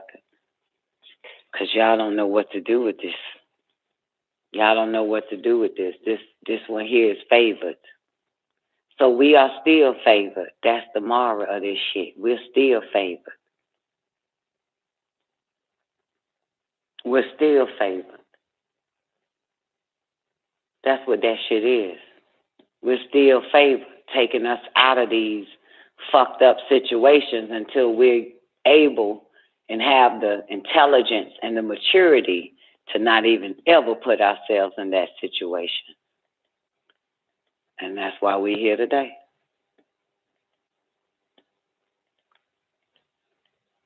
Because as a young, immature person and naive, they was taking us out of them situations because we was favored then and we still favored now. And through all of that, they gave us the intellect and the maturity and the knowledge and the fucking wisdom and understanding to know, to say no, to know that we don't belong with them motherfuckers. No matter what and who they are, they know that. So now they can go and work on the other babies. Start pulling them out of them situations because they're favored. Taking them from their family and putting them in more of a intellectual family. So they can actually see the difference. And the time will come that you return the favor, that you're going to have one of those babies to care for. So they place them with you. Because you are the balanced one. You are the strong one. You are the favored one as well. And you show them how to live. You show them by example, like those families that showed you when you were younger.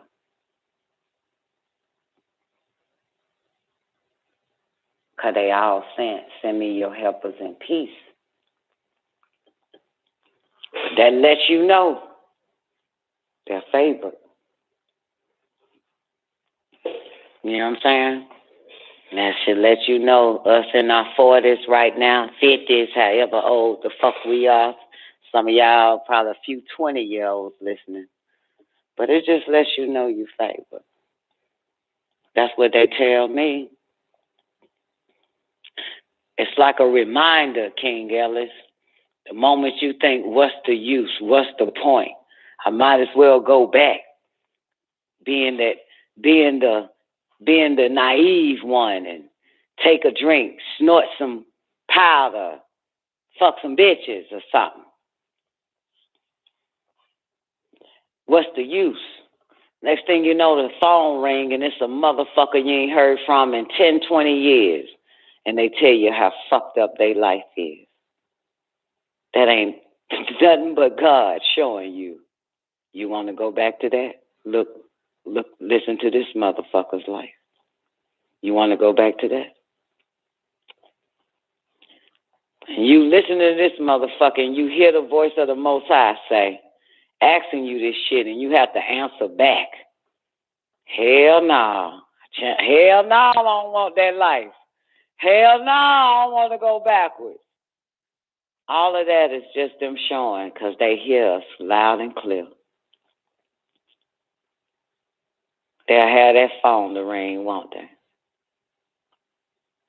To show you what that life is like and how that life ain't like yours now, but you thinking about goddamn going backwards. They do it all the time when you think about going backwards. You're thinking about going backwards, driving in your car, you get out the car to get some gas and hear a motherfucker your age talking about, excuse me. You find out they're your age, they're your gender, and their life is fucked up. Another message. You sure you want to go back to this? You sure you want that life? You sure you don't want to keep kicking them damn bad habits? You sure you don't want to continue to climb out of the cup of abomination and fornication? I can show you some motherfuckers that's at the bottom of that cup. Some you know and some will be strangers we'll send to you. And it's not for you to feel bad about them motherfuckers. It's about you giving the glory to me. Oh, that could have been you. We only showing you what you could have been had we not have favored you. While we delivered you from all this bullshit.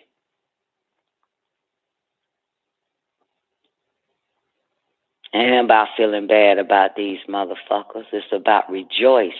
That's what it say. Rejoice and be exceedingly glad, because it ain't you. That's true. That's why I say that. If you read the verse right above it, a couple of verses before it, it tell you about all the fucked up shit motherfuckers is. It tell you about the ways and their actions and all that type of shit that's going to happen to them motherfuckers. And then it say, so rejoice and be exceedingly glad. For you have earned your goddamn way, motherfucker. You've earned it. You gained your way. You was led in a better way. So you better be glad these motherfuckers, you ain't nothing like these motherfuckers out here. You don't give them $1. You rejoice right there in their presence. That's what the fuck I'm going to start doing. Even on the phone, low-life bitch call with a bunch of problems. I'm going to be like, hold on real quick, girl. I got to give the glory. I got to thank the Most High for this shit. For my goddamn life. Because goddamn, I can be living like your ass. It's time to stop that shit now. Stop feeling sad for these motherfuckers and what it say? Rejoice and be exceedingly glad. Because it ain't you. You hear me? Give a fuck. You at the gas station, nuffing your Mercedes, and you see a bitch looking all fucked up, talking about excuse me. I ain't got no money, I'm homeless. My kids are living outside on the curb behind a trash can. And you got to tell that bitch, you say, excuse me, give me 1 minute. Thank you, Heavenly Father and Mother, because I could have been that bitch. I could have been this bitch right here. Thank you. You favored me, motherfucker. You understand? Give your hands, throw your hands up right in that bitch presence. Thank you, I'm not her. Thank you for that, because I could have been this ugly ass bitch right here. This stupid, dumb bitch. I could have been this dumb bitch, but I listened. I listened to you, Heavenly Father. Just do all that shit at the gas station and point at the bitch, too. I could have been this, look at this ignorant, stupid bitch right here. I could have been that as a mama. My kids could have been living on the streets if I didn't listen to you. Thank you so much. Thank you. Because I guarantee you, if I was looking like this bitch right now, she wouldn't have came up to me and told me her life is fucked up and could I help her? Nah, bitch. You would have walked right past me and said, this bitch is on Do-Bad Street on the corner. I can't get it right just like me. Let me find them bitch that God favors. Can't ask this hoe. Her kids on the corner too. Got to fucking start pointing their ass out now. And letting the Most High know. Letting the cosmos know I was wrong early this morning. When I said, you must don't love me. You must don't care about me. Why haven't I got the business contract? Why haven't my song hit #1? Now I know it ain't even about that. I could have been this bitch right here begging. I could have been this bitch right here begging, ignorant, stupid, don't have the strength, the power to stay obedient, to do the right goddamn thing. I could have been this bitch. Fuck all that shit. Fuck all the rest of the shit. Fuck the house, fuck the car, fuck the money, goddammit. Fuck even the crown of life. So far, so good. You favor me right now in the hood. Fuck that shit. Fuck that. I'm favored at the gas station looking at these goddamn bitches. Fucked up ass kids. Fucked up ass lives. The hell is wrong with me? Complaining and bitching and complaining. Talking about I'm about to break up with you, Most High. Most I say, I'm going to show you a bitch that I was never in a relationship with.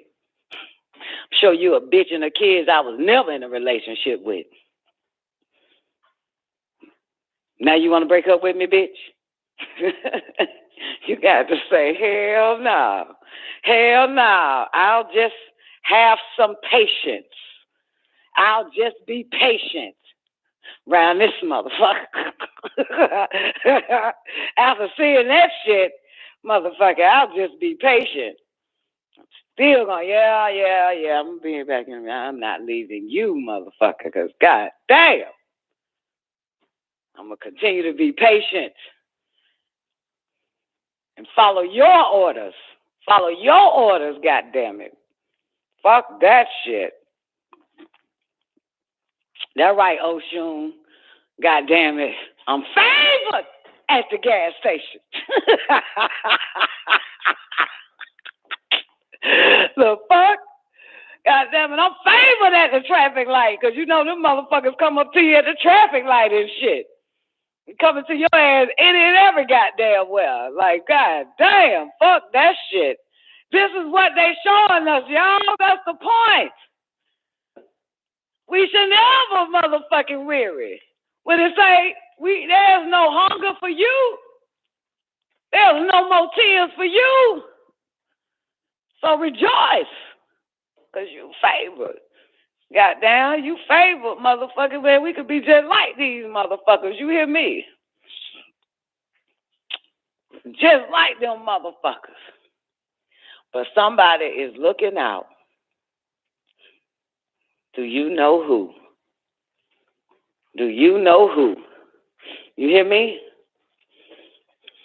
Our mind is a willing servant, willing and ready to serve us.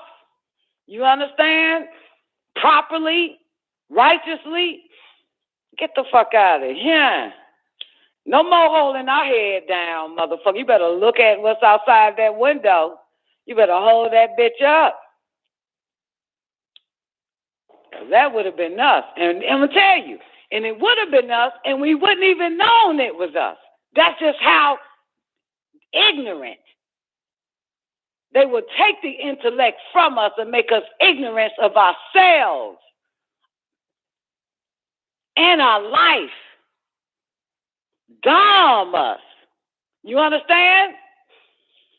They don't know about themselves. They don't know where they're going. They don't know nothing. They don't even know they living like that. You hear me? Which is why they will perish. But you know, you and I know. We know.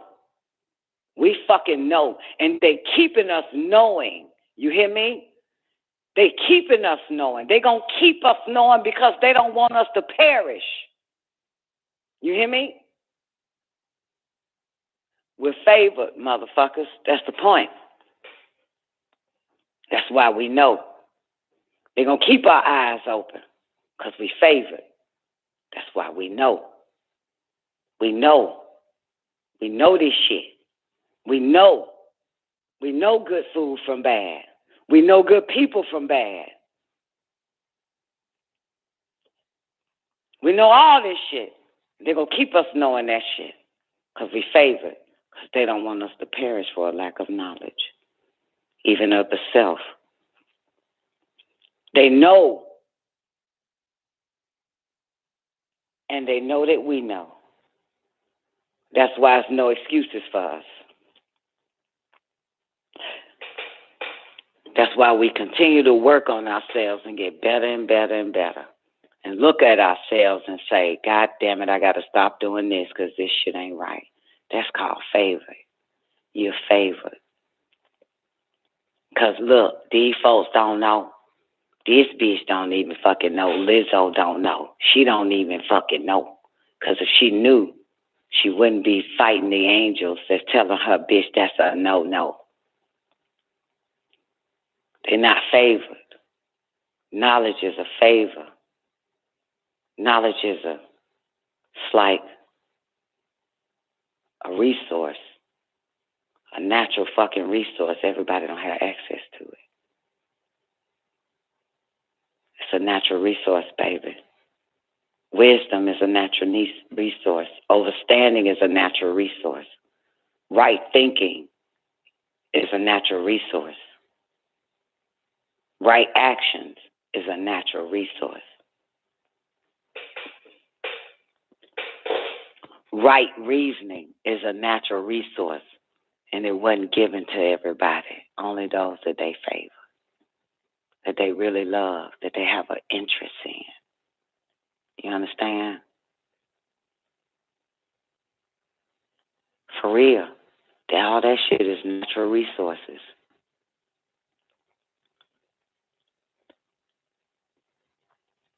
Yep. All I see when I go out my door, or if the phone rings and I answer, I hear a voice that say, that could have been you, girl. That could have been you. That could have been you. You know what I'm saying? That could have been you right there. The other end on the phone that you ain't talked to in 10 years. That could have been you. Could have been you.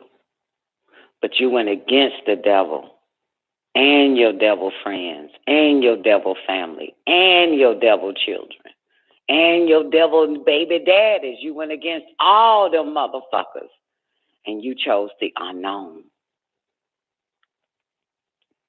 You chose the greater mysteries, not the lesser mysteries. You chose that which is on high. You didn't choose those that vibrate on low. You chose to go high. You went against all them motherfuckers so that you can continue to be on this shit called truth, knowledge, wisdom, understanding, so you can have right thinking, right action, sound right reasoning. You declined all their gestures.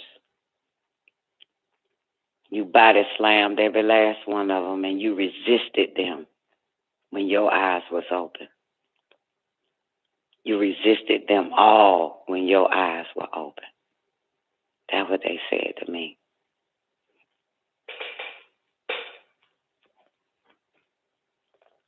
You didn't give in, and you still ain't.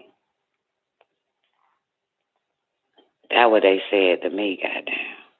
Said, damn right. And I'm going to keep doing that shit because I don't want to end up like them. I don't want to be shit like them.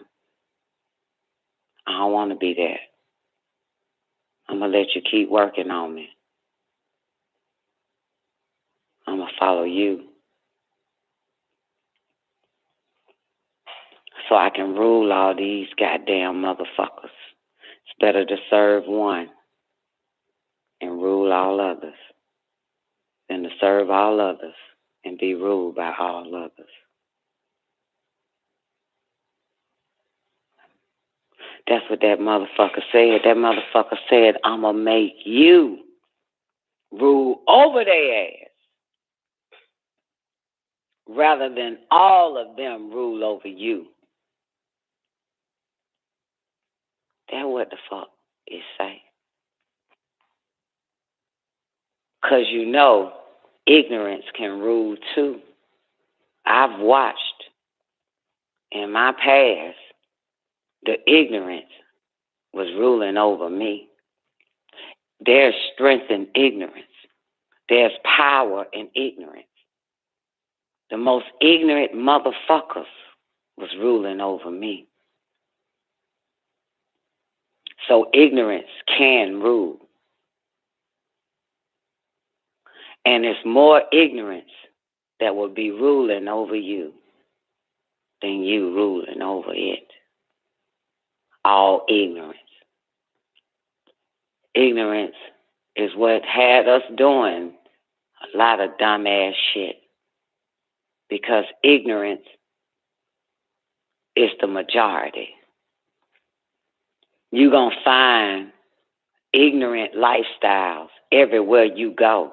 You pick up the phone, it's an ignorant motherfucker with a fucked up lifestyle talking to you, trying to rule over you.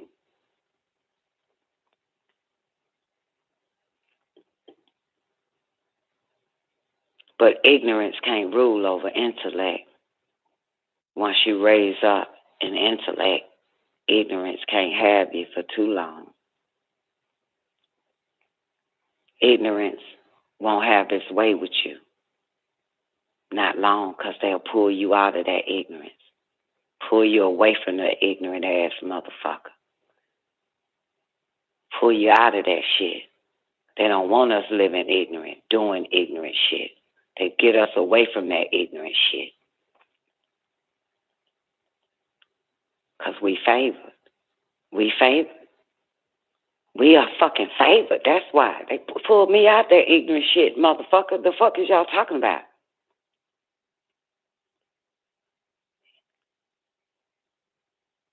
Sit us down and talk to us in the dark about these actions of these ignorant motherfuckers and showing us how they had us acting and living and thinking. Sleep doing that shit. But we up now. They love us. Telling you they love us, y'all. We waiting on them to come outside of us, to come down and be in front of us. But what they did was they came down and incarnated inside of us.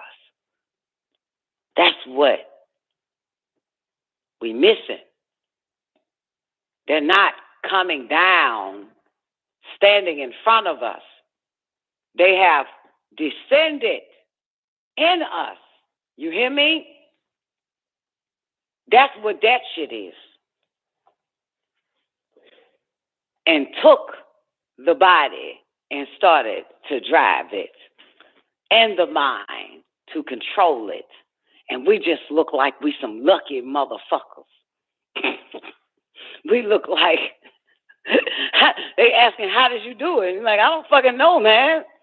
You know what I'm saying? I just know I stopped a few things because we was getting the body ready for some whole light beings. So the whole light beings are not going to descend in front of us. They descend in us.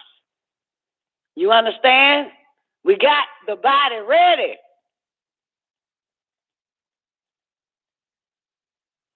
So ain't no ships or none of that shit and motherfuckers coming out of that motherfucker you can point at.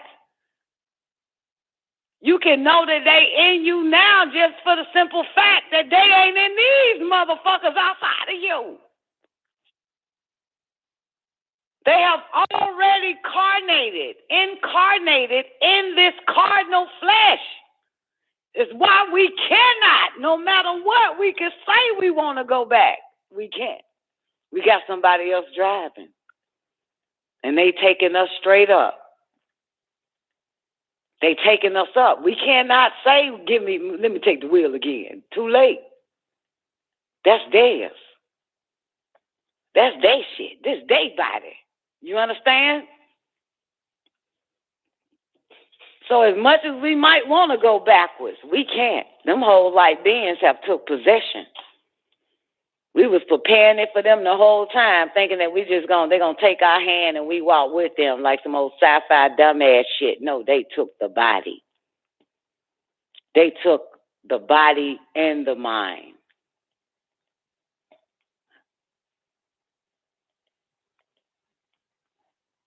We already on our way up. Some more. That's what's so fire about this shit. This is why we can see. You think we got the same set of eyes, same set of ears? We already got our fifth circulatory system because these motherfuckers have took it over. Right before disease started running rampant. Man of the hour's up next, man. I'm up out of here. Y'all have an awarding day. Real Nigga Radio. Peace. Nigga Radio.